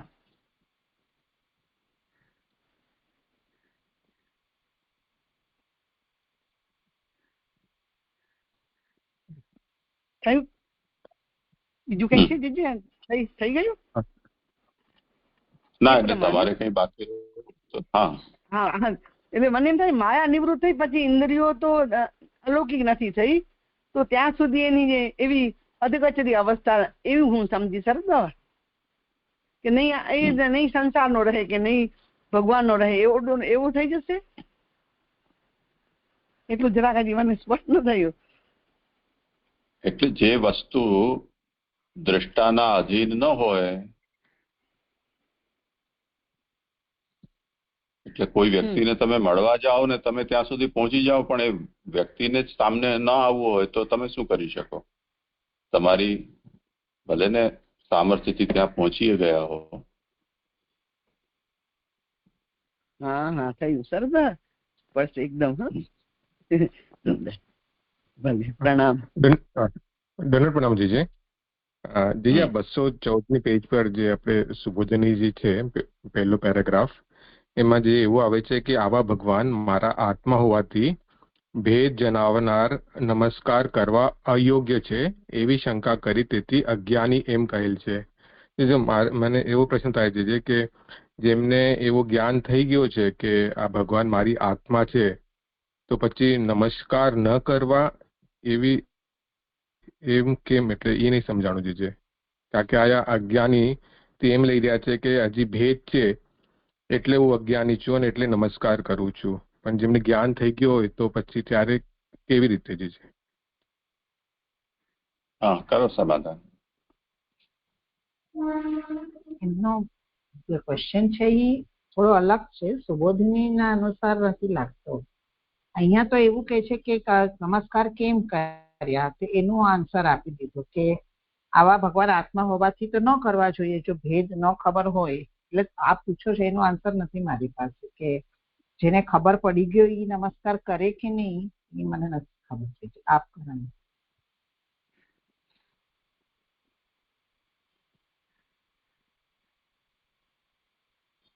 હા, કોઈને કરવું હોય સમાધાન તો.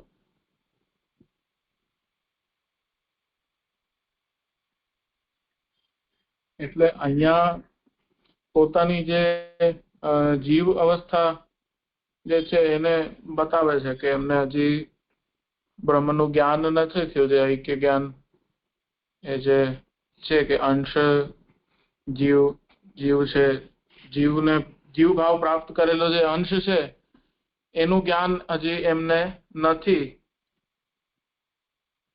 એટલે નમસ્કાર કરે છે એવું અહીંયા જણાય છે. લાલન પૂછે છે કે હોય ખબર તો શું કરવું જોઈએ? તો હા, એટલે અગર ન થઈ ગયું તો પછી એ બ્રહ્મમાં જ લીન થઈ જાય છે ને, તો એને તો મુક્તાવસ્થા જ કહેવાય છે ને. પછી તો નમસ્કાર શું ને ન કરે તો શું એમ, એટલે ત્યારે તો બ્રહ્મભાવ જ થઈ જાય છે ને એક. ત્યારે તો આ બધી ફોર્માલિટી નો પ્રશ્ન જ નથી રહી જતું ને. હા લાલનજી, આપણે જે જ્ઞાની હોય અને જે ભક્તો હોય એકદમ, એટલે એમને તો એવો જ્ઞાન તો થઈ જ ગયો છે કે ભગવાન એમની આત્મા છે, તો પછી એ સ્થિતિમાં કેવી રીતે?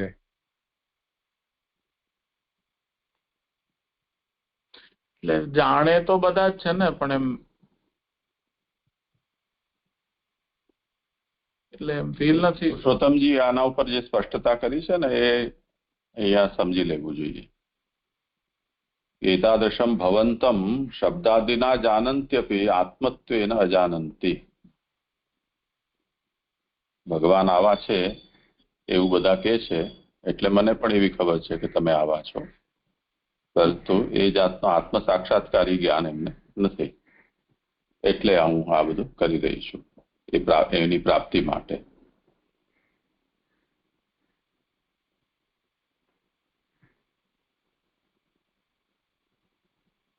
જી જી જી.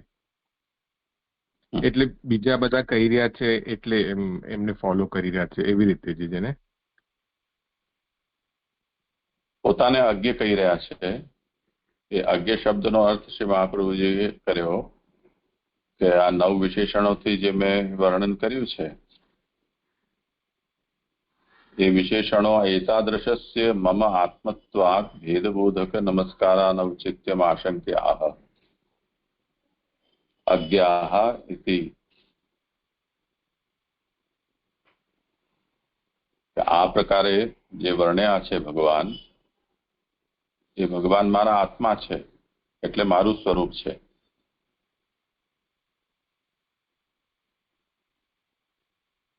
તો તે સ્થિતિમાં જે પોતે જેને વર્ણન કરવામાં આવી રહ્યું છે પોતાનું જ સ્વરૂપ હોય તો એ નમસ્કારણીય કેવી રીતે હોઈ શકે? એવું કોઈ પૂછે અથવા ભગવાન જ એમ કે તમે મને આવું કહી રહ્યા છો એક તરફ ને બીજી તરફ તમે મને નમસ્કાર કરી રહ્યા છો, તો આવું વિરુદ્ધ વ્યવહાર કેમ? તો એ કહી રહ્યા છે કે હું અજ્ઞ છું. એવી અજ્ઞાની આપને મારા આત્મા તરીકે જાણવા માટે જ નમસ્કાર કરું છું.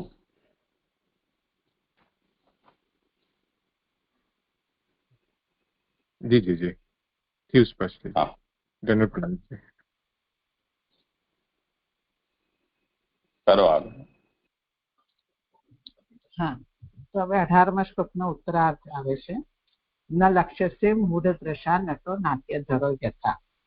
એમાં કહે છે તેવા જ તે જ મેં અવતાર લીધેલ હોય તો સર્વને પ્રત્યક્ષ થતા મને કેમ ન જાણે, કારણ કે ગુણો પણ પોતાની મેળે પ્રકાશનાર છે તેવો પ્રશ્ન થાય, તેથી મૂળ દ્રષ્ટિવાળાથી ઓળખાતા નથી એમ કહેલું છે. 8 નંબરની ફૂટનોટ છે. અવતાર લીધેલો હું તેવા જ ગુણવાળો અને તે જ હોઉં તો. એટલે એવી શંકા કરે ભગવાનની એંગલથી કે મેં જ આવી રીતે હું જ આ બધું બન્યો છું અને મેં અવતાર લીધો છે, તો બધા મને કેમ નથી જાણતા? સર્વને પ્રત્યક્ષ તો દેખાઉં છું તો મને કેમ ન જાણે? કારણ કે જેટલા બધા ગુણો છે એ પોતાની મેળે પ્રકાશનાર છે. એવું પ્રશ્ન થાય, શંકા. તો કુંતી જેમ કહી રહ્યા છે કે મૂળ દ્રષ્ટિવાળાથી આપ ઓળખાતા નથી. તો પ્રત્યક્ષ હોય તે કેમ ન ઓળખાય એવો પ્રશ્ન થાય. એટલે સામે જ હોતો તો ઓળખી જવું જોઈએ ને, એમ આર્ગ્યુમેન્ટ આવે છે. તો પ્રત્યક્ષ હોય તો કેમ ન ઓળખાય એવો પ્રશ્ન થાય. તો કહી રહ્યા છે કે તેથી જેમ પાત્રનો વેશ ધારણ કરેલ નટ ઓળખાતો નથી એમ કહેલ છે. જેમ સ્ત્રીનું રૂપ પ્રકટ કરનાર નટને આ પુરુષ છે એમ બહિર્મુખો જાણતા નથી, તે મનુષ્યપણું પ્રકટ કરતા થયેલા ભગવાન છે એમ જણાતા નથી એવો અર્થ છે. તો એની માટે સમજાવે છે કેમ પ્રત્યક્ષ હોય તો કેમ ન ઓળખાય. તો નાટકમાં જેમ કોઈ પુરુષ સ્ત્રી રૂપ ધારણ કરીને નટ બન્યો હોય તો જે નાટક જોતા હોય એ તો નથી જાણતા કે આ પુરુષ છે. બહિર્મુખ એટલે બહાર જે નાટક જોવા વાળા તો નથી સમજી શકતા. એ રીતે સમજાવીને કહે છે કે અહીંયા અત્યારે ભગવાને મનુષ્ય રૂપ ધારણ કર્યું છે તો આ ભગવાન છે એમ જણાતા નથી. એટલે જે શંકા કરી કે મેં આ જ રૂપે અવતાર લીધો છે, બધાની સામે છું, તો મને કેમ નથી જાણતા? તો એટલે માટે આવા જે મૂળ પુરુષો છે જેમ અત્યારે નટને ઓળખી ન શકે જેમ એવી રીતે મૂળ દ્રષ્ટિવાળા અમે બધા મનુષ્ય રૂપ ધારણ કરેલા ભગવાનને ઓળખી નથી શકતા એવો અર્થ છે. અહીંયા સુધી 18મો શ્લોક થયો. આગળ 19મો આવે છે. અહીંયા કરું કે કોઈ પ્રશ્ન કરવાના છે?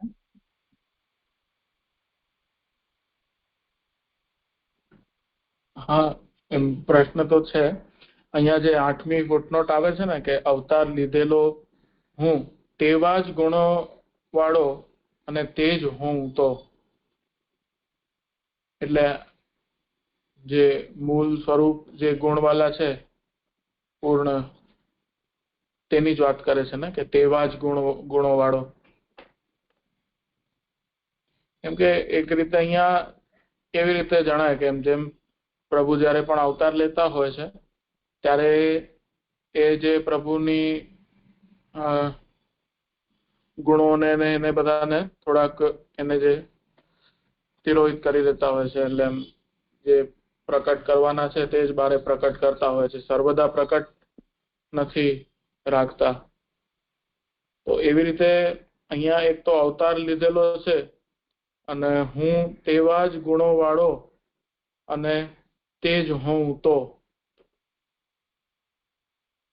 એટલે અહીંયા અવતાર કહ્યું ને તેનાથી થોડુંક એમ થાય છે. એટલે અત્યારે તો ભગવાન તો પ્રત્યક્ષ જ છે ને. જયારે બ્રહ્માસ્ત્રથી રક્ષા કરી, પાંડવોની રક્ષા કરી, તો અવતાર લીધેલો એટલે અત્યારે મેં કૃષ્ણ સ્વરૂપથી મનુષ્ય રૂપે ક્ષત્રિય રૂપે મેં અવતાર લીધો લે છે અને જે આ 9 ગુણો બતાવ્યા બધા એવા જ ગુણો વાળો હું છું અને તે જ હું છું. એવી રીતે જે 8મી ફૂટનોટમાં કહ્યું તો એ એમ કહી રહ્યા છે. તો પછી અને બધા ગુણો પણ પોતાની મેળે પ્રકાશનાર છે, એટલે દેખાઈ બી રહ્યું છે ને. આપણે જેમ ઐશ્વર્યને વિચાર્યું, પ્રકૃતિથી પરના પોઈન્ટ ઓફ વ્યૂથી વિચાર્યું, તો પછી તમે બધા મને કેમ ન જોઈ શકો? જો કોઈ એવો પ્રશ્ન કરે તો કહી રહ્યા છે કે અમે તો મૂળ દ્રષ્ટિવાળા છીએ, આપે મનુષ્યપણું પ્રકટ કર્યું છે પણ આ ભગવાન છો એમ અમે નથી જાણી શકતા. એ વાત પછી આ નટના એક્ઝામ્પલથી સમજાવી. એટલે અવતાર લીધેલોથી અત્યારે ચાલુ કોન્ટેક્સ્ટમાં ત્યારે જે કૃષ્ણ અવતાર છે એ રીતે મને સમજાયું. ઠીક છે, ઠીક છે, સ્પષ્ટ થઈ ગયું. હા, 19મો કરું છું હવે. તો એનો શ્લોકાર્થ એવી રીતે હતો કે આગળના પેજ પર એવી રીતે હતું કે શુદ્ધ અંતઃકરણ વાળા પરમહંસ મુનિઓને ભક્તિયોગ કરાવવા પ્રકટ થયેલા આપ ઓળખાતા નથી, ત્યારે મારા જેવી સ્ત્રીઓ કેમ જાણીએ? એ વાતની હવે સુબોધિની આવે છે કે પ્રાગટ્ય બીજા પ્રકારે ઘટતું ન હોવાથી બધાને મારું સ્વરૂપ જણાવવા માટે જ પ્રાકટ્ય કરેલું છે, ત્યારે આપ જણાતા નથી એમ કેમ કહો છો? કારણ કે ભગવાન કાંઈ લોકોને ઠગવા કે રસ ઉત્પન્ન કરવા પ્રકટ થયેલા નથી એવી શંકા થાય, તેથી 19મો શ્લોક કહેલો છે. એટલે આ 19મા શ્લોકની ઉત્થાનિકાના રીતે સમજી શકાય. એટલે 18માંથી કનેક્ટ એવી રીતે થાય છે કે હમણાં જ આપણે ડિસ્કસ કર્યું કે પ્રાગટ્ય આ સ્વરૂપ મેં ધારણ કર્યું છે, પ્રકટ જ બિરાજું છું, તો બી તમે એમ કહો છો કે આપ જણાતા નથી. મૂળ દ્રષ્ટિવાળાથી ભલે કહ્યું પણ આપ જણાતા નથી એમ કેમ કહી શકાય? કારણ કે ભગવાન કાંઈ અહીંયા બધાને લોકોને ઠગવા કે ફક્ત રસ ઉત્પન્ન કરવા નથી પ્રકટ થયા. જો કોઈ એવી શંકા કરે તો હવે 19મા શ્લોકમાં કહી રહ્યા છે સુબોધિનીમાં કે ભક્તિ યોગ લોક આચરે તે માટે પ્રકટ થયેલા ભગવાન વેદોને અને ઋષિઓને ભૂમિ ઉપર લાવીને તેનાથી સાધન વાળું જ્ઞાન ઉત્પન્ન થાય, ત્યાર પછીનું જે કાર્ય તે કરવા માટે થયેલા છે. એટલે ભગવાનના પ્રાગટ્યનું પ્રયોજન સમજાવી રહ્યા છે કે ભગવાન કેમ પ્રગટ્યા છે. તો ભક્તિ યોગ લોક આચરે, ભક્તિ યોગને પ્રસિદ્ધ કરવા માટે, લોક આચરે માટે પ્રકટ થયા છે. એની માટે ભગવાને પહેલા વેદોને પ્રકટ કર્યા, ઋષિઓને બધાને ભૂમિ પર લાવીને પછી સાધન વાળું જ્ઞાન ઉત્પન્ન થાય અને જે પછી લોકો જે કાર્ય કરે એની માટે ભગવાનનો પ્રાગટ્ય થયું છે. તે સમયે સંન્યાસ જ્ઞાનનું અંગ છે. એટલે જ્યારે ઋષિઓને સાધન કરીને જ્ઞાન ઉત્પન્ન થાય તો પછી એટલે એ સંન્યાસ એ જ્ઞાનનું એક અંગ છે એવું કહેવાનું કારણ કહે છે. કારણ કે સંન્યાસના સંબંધિત યતિઓ શુદ્ધ સત્વવાળા થાય છે. એ શ્રુતિ પ્રમાણે તે અંતઃકરણને શુદ્ધ કરનાર છે અને અન્ન વગેરેનો દોષ ઉત્પન્ન કરતું નથી. એટલે આ શ્રુતિનું કોટેશન આપીને એમ કહે છે કે જ્યારે સંન્યાસ લોકો લે છે સંન્યાસીઓ, ત્યારે એ લોકો શુદ્ધ સત્વવાળા થાય છે. એટલે એમની અવસ્થા તામસ રાજસની ઓવરકમ કરીને શુદ્ધ સત્વવાળા થાય છે. ત્યારે એમનું અંતઃકરણ શુદ્ધ થાય છે અને એ સ્થિતિમાં પછી એમને અન્ન વગેરેના દોષ પણ ઉત્પન્ન થતા નથી. પછી શું થાય છે તો ત્યાર પછી મનન અંગ થાય છે. કારણ કે શ્રવણ પહેલા જ થયેલું હોય છે. એટલે આ સંન્યાસીઓ આ અવસ્થામાં પહોંચ્યા પહેલા એમને શ્રવણ તો કર્યું જ હોય જ્ઞાનના અંગ રૂપે. પછી હવે એ લોકો સંન્યાસ ધર્મ અંગીકાર કરીને મનન કરે છે. પછી યોગ આચરેલ ન હોય તેઓનું નિધિધ્યાસન સતત ધ્યાન અંગ છે. કારણ કે નિધિધ્યાસન ચિત્તને એકમાં જ પરોવનારું છે. તેમાં ભગવાનનો નિર્ધાર થાય છે. એટલે આ સંન્યાસીઓના અવસ્થા બધી કહી રહ્યા છે કે પછી અંતઃકરણ શુદ્ધ થાય છે, શ્રવણ પહેલા કરેલું, પછી મનન કરે છે, પછી નિધિધ્યાસન કરે છે. કારણ કે એ ધ્યાન કરશે, નિધિધ્યાસન કરશે ત્યારે એમનું ચિત્ત એક ભગવાનમાં જ એક સ્થાન રૂપે થશે. તેનું અંતરંગ અંગ શુદ્ધ અંતઃકરણ છે. એટલે આ જે સ્ટાર્ટિંગ થી ચોથી લાઈનમાં આવ્યું ને, શ્રુતિ પ્રમાણે અંતઃકરણને શુદ્ધ કરનાર થાય છે, ત્યાંથી આ 3-4 લાઈનથી આવી રીતે એનું અંતરંગ અંગ શુદ્ધ અંતઃકરણ છે. આ સંન્યાસીઓની માટે કહ્યું કે આવી રીતે એનું અંતઃકરણ શુદ્ધ થાય છે. અને પછી એમ કહે છે કે જ્ઞાનના અધિકારીઓ અને જેઓને જ્ઞાન પ્રાપ્ત થયેલ છે તેઓને ભક્તિયોગ વિના ભગવાનનું જ્ઞાન અથવા સાયુજ્ય થતું નથી. તેથી ભક્તિયોગ કરાવવા ભગવાને અવતાર લીધેલો છે એવો અર્થ છે. એટલે આટલું જે બતાવ્યું કે સંન્યાસીઓ આવી રીતે બધું કરશે, પણ પછી એક આમ સ્ટેટમેન્ટ એવી રીતે આપીને કહે છે કે પણ આ બધા જ્ઞાનીઓ જે જ્ઞાનના અધિકારીઓ છે આવી રીતે જ્ઞાન પ્રાપ્ત કરે છે, પણ છતાં પણ જો એમને ભક્તિ નથી કરી તો આવું જ્ઞાન નહીં સાર્થક નહીં થાય, એટલે સાયુજ્ય પણ નહીં થાય. એટલે તાત્પર્ય એ છે કે આ ભક્તિયોગ કરાવવા માટે જ ભગવાને અવતાર લીધેલો છે. એટલે જ્ઞાની ભક્ત જ આપણે જેમ ગીતામાં આવે છે એ જ ભગવાનને પ્રિય છે, એવું હું અહીંયા સુધી આ વાત સમજી. પછી કહી રહ્યા છે કે હંસો તો દેહ અને આત્માને જુદા જુદા જાણનાર હોય છે. એટલે અહીંયા પરમહંસોની જે વાત આવે છે એના વિષયથી કહે છે કે હંસ શું કરે છે તો નિર્શીર વિવેક કરે. એવી રીતે હંસ દેહ અને આત્માને જુદા જુદા જાણનાર હોય છે. પણ જેઓ માત્ર આત્માને જ જાણે તે પરમહંસો છે. એટલે પરમહંસોને ડેફિનેશન આપી કે તેઓ આત્માને જ જાણે છે તે પરમહંસો છે. તો પછી કહે છે કે નૃત્ય જો કે બધા જોતા હોય છે છતાં રસ તો રસિકોને જ ઉત્પન્ન થાય છે. કારણ કે સ્ત્રીના દેખાવથી નૃત્ય કરવામાં આવે ત્યારે નપુંસકોને અને સ્ત્રીઓને તેમાં રસ ઉત્પન્ન થતો નથી. ઉલટું અમારી પોતાની સમાન ગુણ દેખાડી અમારી મશ્કરી કરે છે એવા વિચારથી તેમને ખેદ થાય છે. તેમ સાધારણ સ્ત્રી પુરુષોને અને દૈત્યના અંશવાળાઓને ભગવાનના સ્વરૂપમાં રસ ઉત્પન્ન નથી થતો, તે જ પ્રમાણે જ્ઞાન કે ભક્તિ પણ ઉત્પન્ન થતા નથી. એટલે આ નૃત્યના એક્ઝામ્પલથી એમ જણાવી રહ્યા છે કે બધા જ નૃત્ય જોવે છે પણ બધાને તો રસ ઉત્પન્ન નથી થતો. ઉલટું ઘણા લોકોને એમાં ખેદ પણ થાય છે, જેમ દેખાડ્યું સ્ત્રીઓને એવી રીતે. તો એ રીતે સમજાવીને કહી રહ્યા છે. આ જે ઉપરથી ઉત્થાનિકાથી સમજીએ તો ભગવાનનું પ્રાગટ્ય બધે જ થયું છે, ભગવાનનું સ્વરૂપ કેમ નથી આપને જણાતું તેમ કહી રહ્યા છે કે બધા જ નૃત્ય જોવે છે તો પણ બધાને તો રસ ઉત્પન્ન નથી થતો. એવી જ રીતે ભગવાનનું સ્વરૂપ પ્રગટ થવા છતાં પણ બધાને ભગવાનના જણાતા નથી એ વાત કહે છે. તે જ પ્રમાણે જ્ઞાન કે ભક્તિ પણ ઉત્પન્ન થતા નથી. કોને? તો કે સાધારણ સ્ત્રીને, પુરુષોને અને દૈત્યના અંશવાળાઓને ભગવાનના સ્વરૂપમાં રસ ઉત્પન્ન નથી થતો. તે જ પ્રમાણે જ્ઞાન અને ભક્તિ પણ તેઓને ઉત્પન્ન નથી થતા. તેથી તેઓને ઠગવા માટે ભગવાન નટની પેઠે લીલા કરે છે એવું અમે સ્ત્રીઓ કેમ જાણીએ? ઉલટું શરમ, કામ વગેરે અમારા દોષના કારણરૂપ પ્રાગટ્ય થવાને લીધે ઘણા જ દોષવાળી થઈશું એવો અર્થ છે. એટલે જે શ્લોકાર્થ હતો કે જો આવા પરમહંસ મુનિઓને પણ આવા ભક્તિઓ પ્રકટ થયેલા ભગવાન ઓળખાતા નથી તો પછી અમે સ્ત્રીઓ તો કેવી રીતે આપને જાણી શકીએ?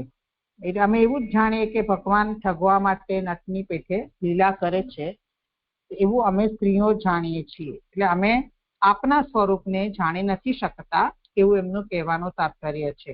એટલે જે ઉત્થાનિકામાં કહ્યું હતું કે મારું સ્વરૂપ જણાવવા માટે જ પ્રાકટ્ય કરું છું તો જણાતા કેમ નથી? તો એનું આ સમાધાન થયું. કારણ કે આવા જે મુનિઓ નથી જાણી શકતા તો પછી સ્ત્રીઓ તો કઈ રીતે અમે જાણીશું જ એવો અર્થ છે. એવી રીતે મને આ 19મો શ્લોક સમજાયો જે છે. કઈ હોય વિચારની કોઈને?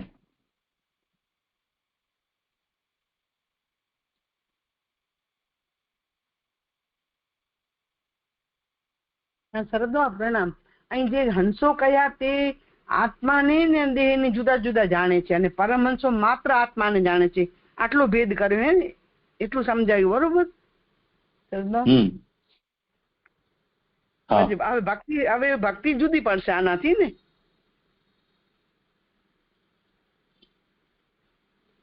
તો આત્માને જાણનારા છે. પેલા આત્માને જાણે છે ને દેહને જાણે છે. આ દેહ નથી જાણતો, માત્ર આત્માને જાણે છે. અને પછી હવે નૃત્ય તો જો કે બધા જોતા હોય છે, ત્યાંથી ભક્તિ આવી એવું સમજી મેં.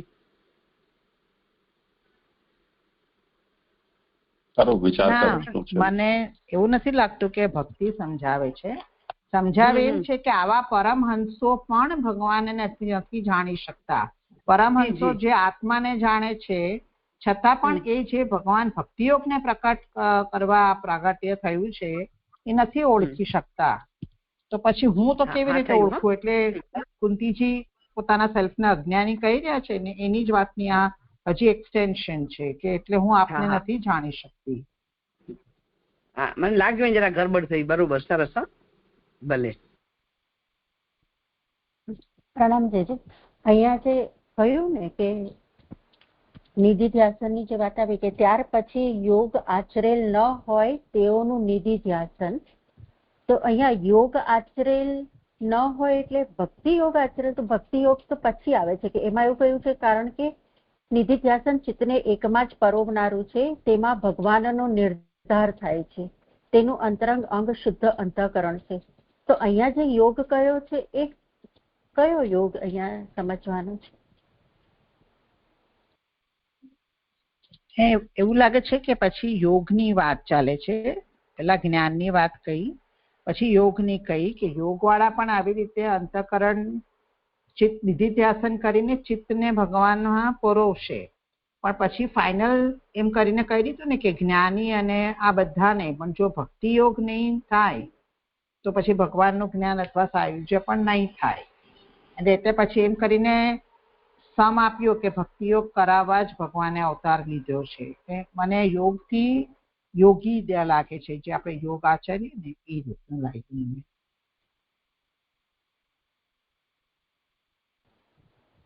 પણ અહીંયા તો એવું લાગે યોગ આચરેલ ન હોય એટલે તમે જે યોગ એટલે પહેલા યોગનું પછી આવે છે એવી રીતે જે તમે કહ્યું ને એવું લાગતું નથી. યોગ આચરેલ ન હોય એવું વાક્ય છે. એટલે આ કયો યોગ છે ને એ હજુ મને ક્લિયર નહીં થયું. એટલે એ જ્ઞાનીની આગળ કહ્યું, સંન્યાસીની વાતથી આપણને કહ્યું. પછી યોગ તો અંતઃકરણને શુદ્ધ થઈ જ ગયેલો હતો, પણ જે હજી યોગ આચરેલ ન હોય તેવા, એટલે આ જ્ઞાની લાગે છે. થોડુંક મારું બી કન્ફ્યુઝન છે. એવા લોકો બી આવી રીતે કરીને ધ્યાન, શ્રવણ, મનન બધું કરીને ચિત્તને એકમાં પરોવે છે. પણ મારે એટલું ક્લિયર નથી જે આપ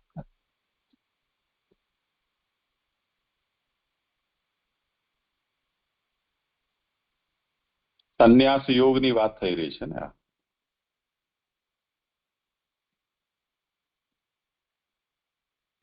સંન્યાસ યોગાદ યતયઃ શુદ્ધ સત્વાહ, એનો અર્થ એમણે સંન્યાસના સંબંધથી, સંન્યાસના યોગથી યતિઓ શુદ્ધ સત્વ વાળા થાય છે.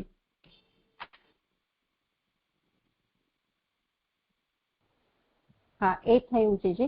અને અહીંયા જે કહ્યું ને કે છેલ્લેથી ચોથી પાંચમી લાઈન, એમાં એવી રીતે લખ્યું છે કે તેમ સાધારણ સ્ત્રી, પછી કોમા, પછી પુરુષોને અને દૈત્યના અંશવાળાઓને.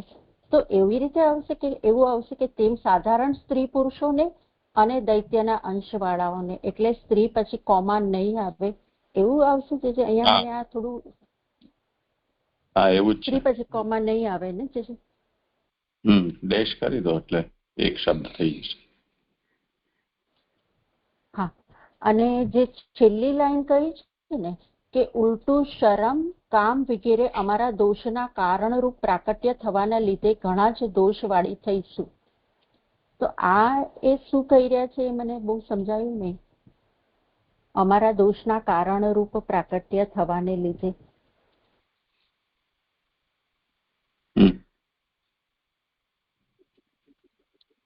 જે મને નથી અત્યારે સ્પષ્ટ થઈ રહ્યું. હા, કોઈને કરવું હોય સમાધાન તો.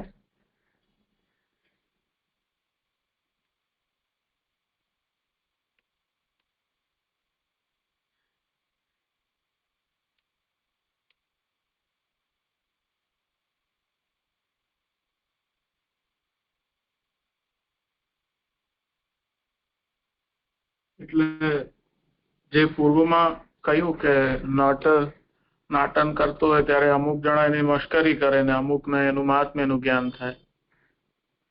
તો જેને મહાત્મ્ય નથી ખબર એ મશ્કરી કરે છે, ને જેને ખબર છે તેને એમ માણે છે તે નાટનને.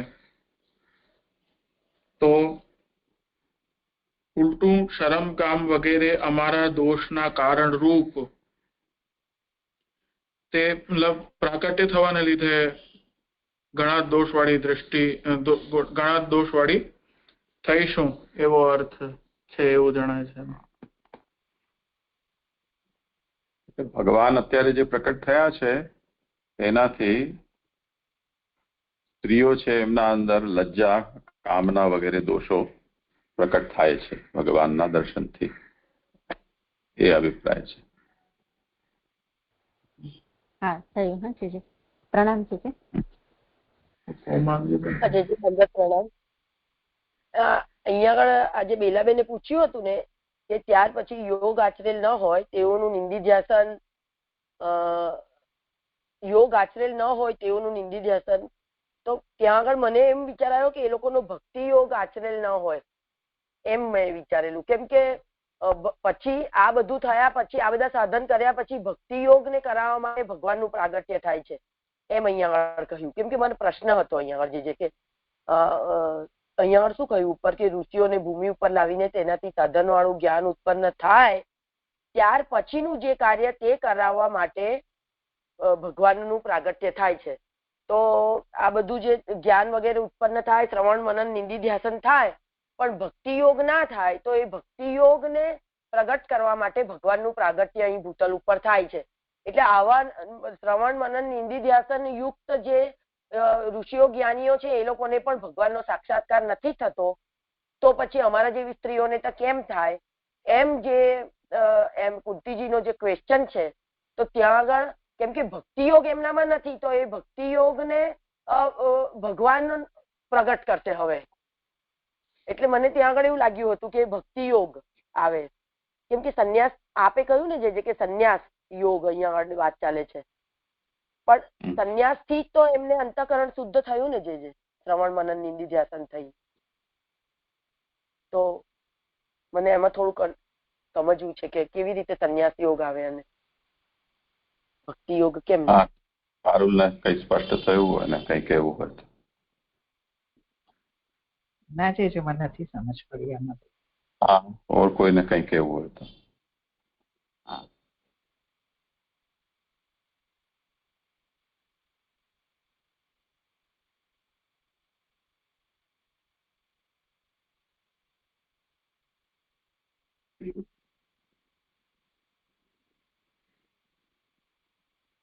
ભગવાન પોતે પ્રકટ થાય એના પહેલા વેદ ઋષિઓને પ્રકટ કરે છે,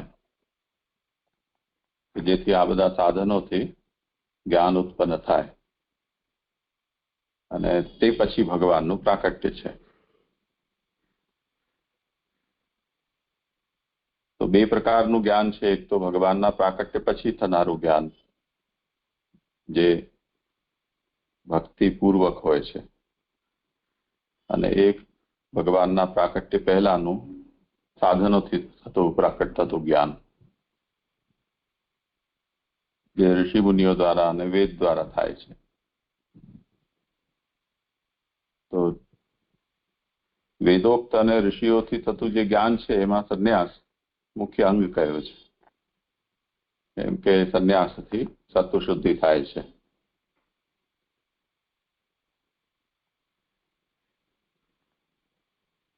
એ અંતઃકરણ શુદ્ધ થયા પછી મનન કરવાનું કહેવામાં આવ્યું છે.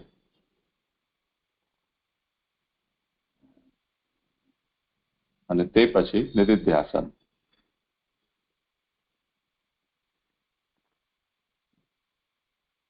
પણ એ જે શુદ્ધાંતકરણ હોય છે એમનું જ મનન અને નિધિધ્યાસન છે એ ફલ પર્યવસાયી થાય છે, અન્યથા નથી થતું.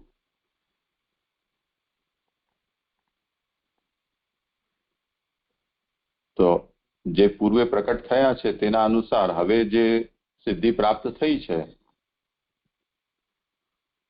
એનાથી હવે આગળની પ્રક્રિયાના માટે ભક્તિ યોગની આવશ્યકતા છે.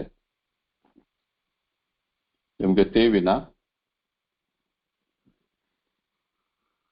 જે પૂર્ણ અવતારકાલીન જે ભગવાનનું સ્વરૂપતઃ પ્રાકટ્ય છે તેનું જ્ઞાન અને એમની પ્રાપ્તિ સાયુજ્યાદિરૂપ એ સંભવ નથી. એટલે ભગવાનનું ભક્તિ યોગના પ્રાકટ્ય માટે અવતરણ છે. એટલે હંસ અને પરમહંસનો એ અહીંયા ભેદ બતાવ્યો.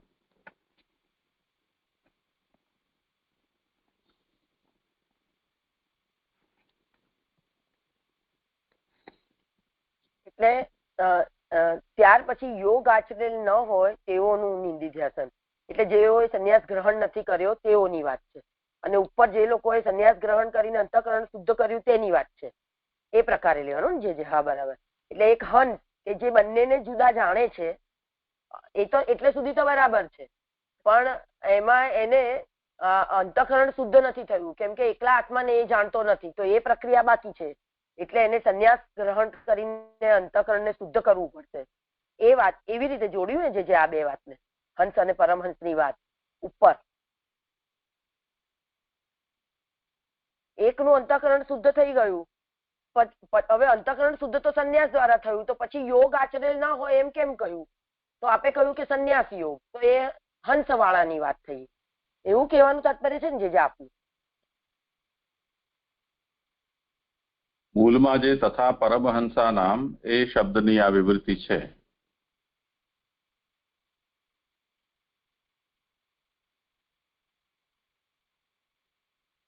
એની ઉત્થાનિકા પેલા જોઈ લો કે આવિર્ભાવાન્યથાનુપપત્ત્યા સર્વેષામ જ્ઞાપનાર્થમેવ આવિર્ભૂતઃ ઇતિ કથમ ઉચ્યતે ન જ્ઞાયસે. એટલે ભગવાન જાણી શકાતા નથી એવું તમે કેમ કહી રહ્યા છો? કેમ કે જો ઉપલબ્ધ વેદ અને ઋષિઓની જે પરંપરા છે તેનાથી જ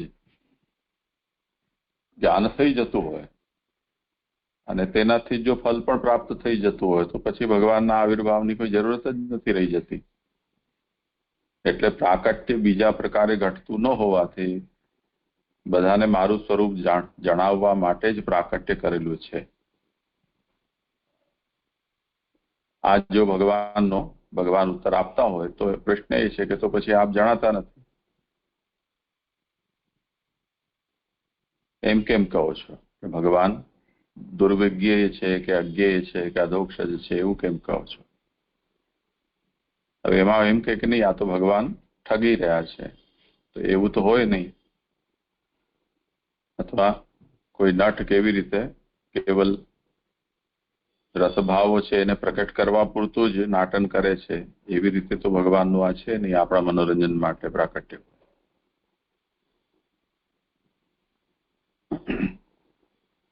એના માટે અહીંયા સમાધાન કર્યું. ભગવાનનું જે પ્રાકટ્ય છે એ લોકો ભક્તિયોગનું આચરણ કરે એ માટે થાય છે.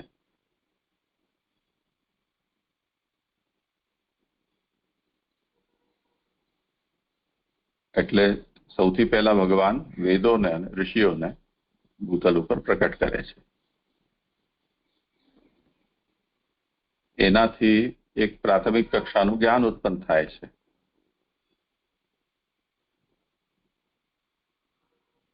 તે પછી ભગવાન જે દ્વિતીય કક્ષાનું જ્ઞાન એટલે પોતાના મૂળ સ્વરૂપનું જ્ઞાન કરાવવા માટે ભગવાન પોતે પ્રકટ થાય છે.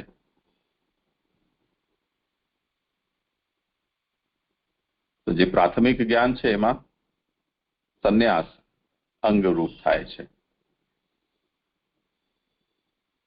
એ અંગરૂપ કેવી રીતે થાય છે એમાં પ્રમાણ આપ્યું આ કે સંન્યાસ યોગાદ યતય શુદ્ધ સત્વાહ. સંન્યાસ યોગથી યતિઓ અંતઃકરણ શુદ્ધ થાય છે. તો એ સંન્યાસ છે જ્ઞાનનું અંગ છે. એના પછી મનન થાય છે.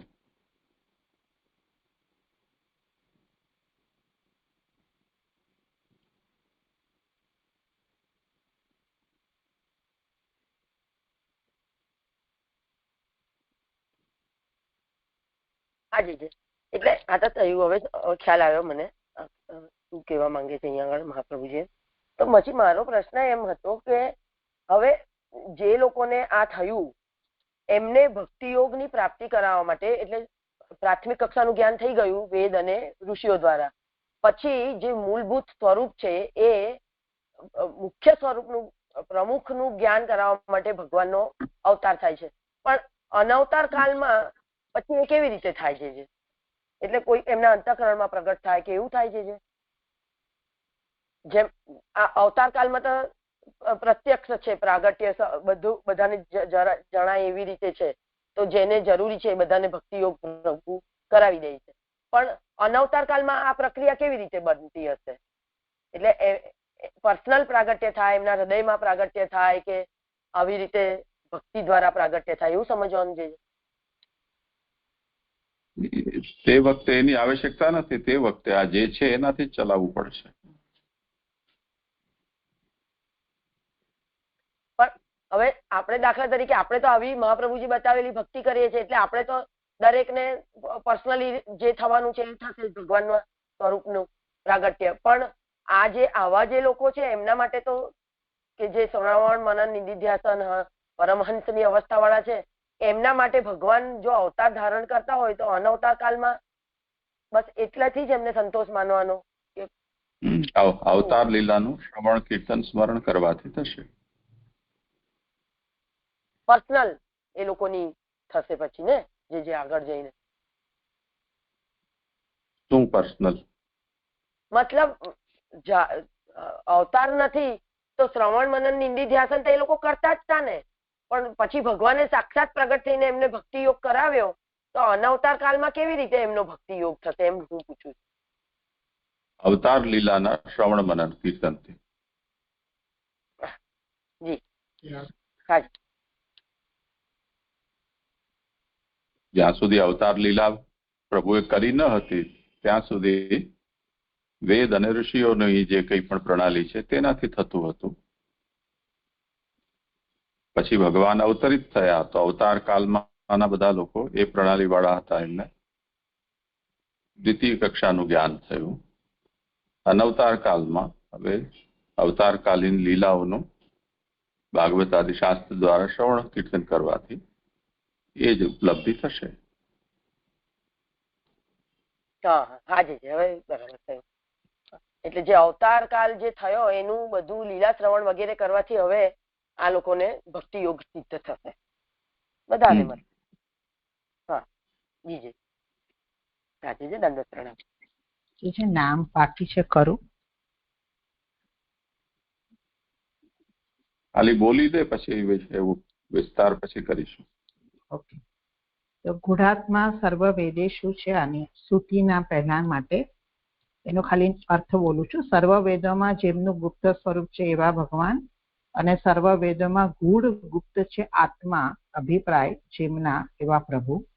48મું નામ છે ભક્તૈક હૃદય ગમ, એટલે ભક્તોના હૃદયમાં જ સ્થિતિ કરનાર, ભક્તો જ જેમના હૃદયમાં નિવાસ કરે છે એવા, અને ભક્તોની સાથે એક હૃદય જેમ થવાય એવા પ્રકારનું જેમને જ્ઞાન છે એવા ભગવાન. અને 49માં કુંતી સ્તુત્ય, એ નામ તો સ્તુતિ પૂર્ણ થાય ત્યાં સુધી ચાલશે, એટલે કુંતી વડે સ્તુતિ કરવા યોગ્ય અને કુંતીએ જેમની સ્તુતિ કરી છે એવા ભગવાન. અહીંયા કુંતી સ્તુતિ સુધીમાં આવા નામ દેખાય છે. અહીંયા અમારું નિરૂપણ સંપન્ન થયું. દંડવત પ્રણામ છે.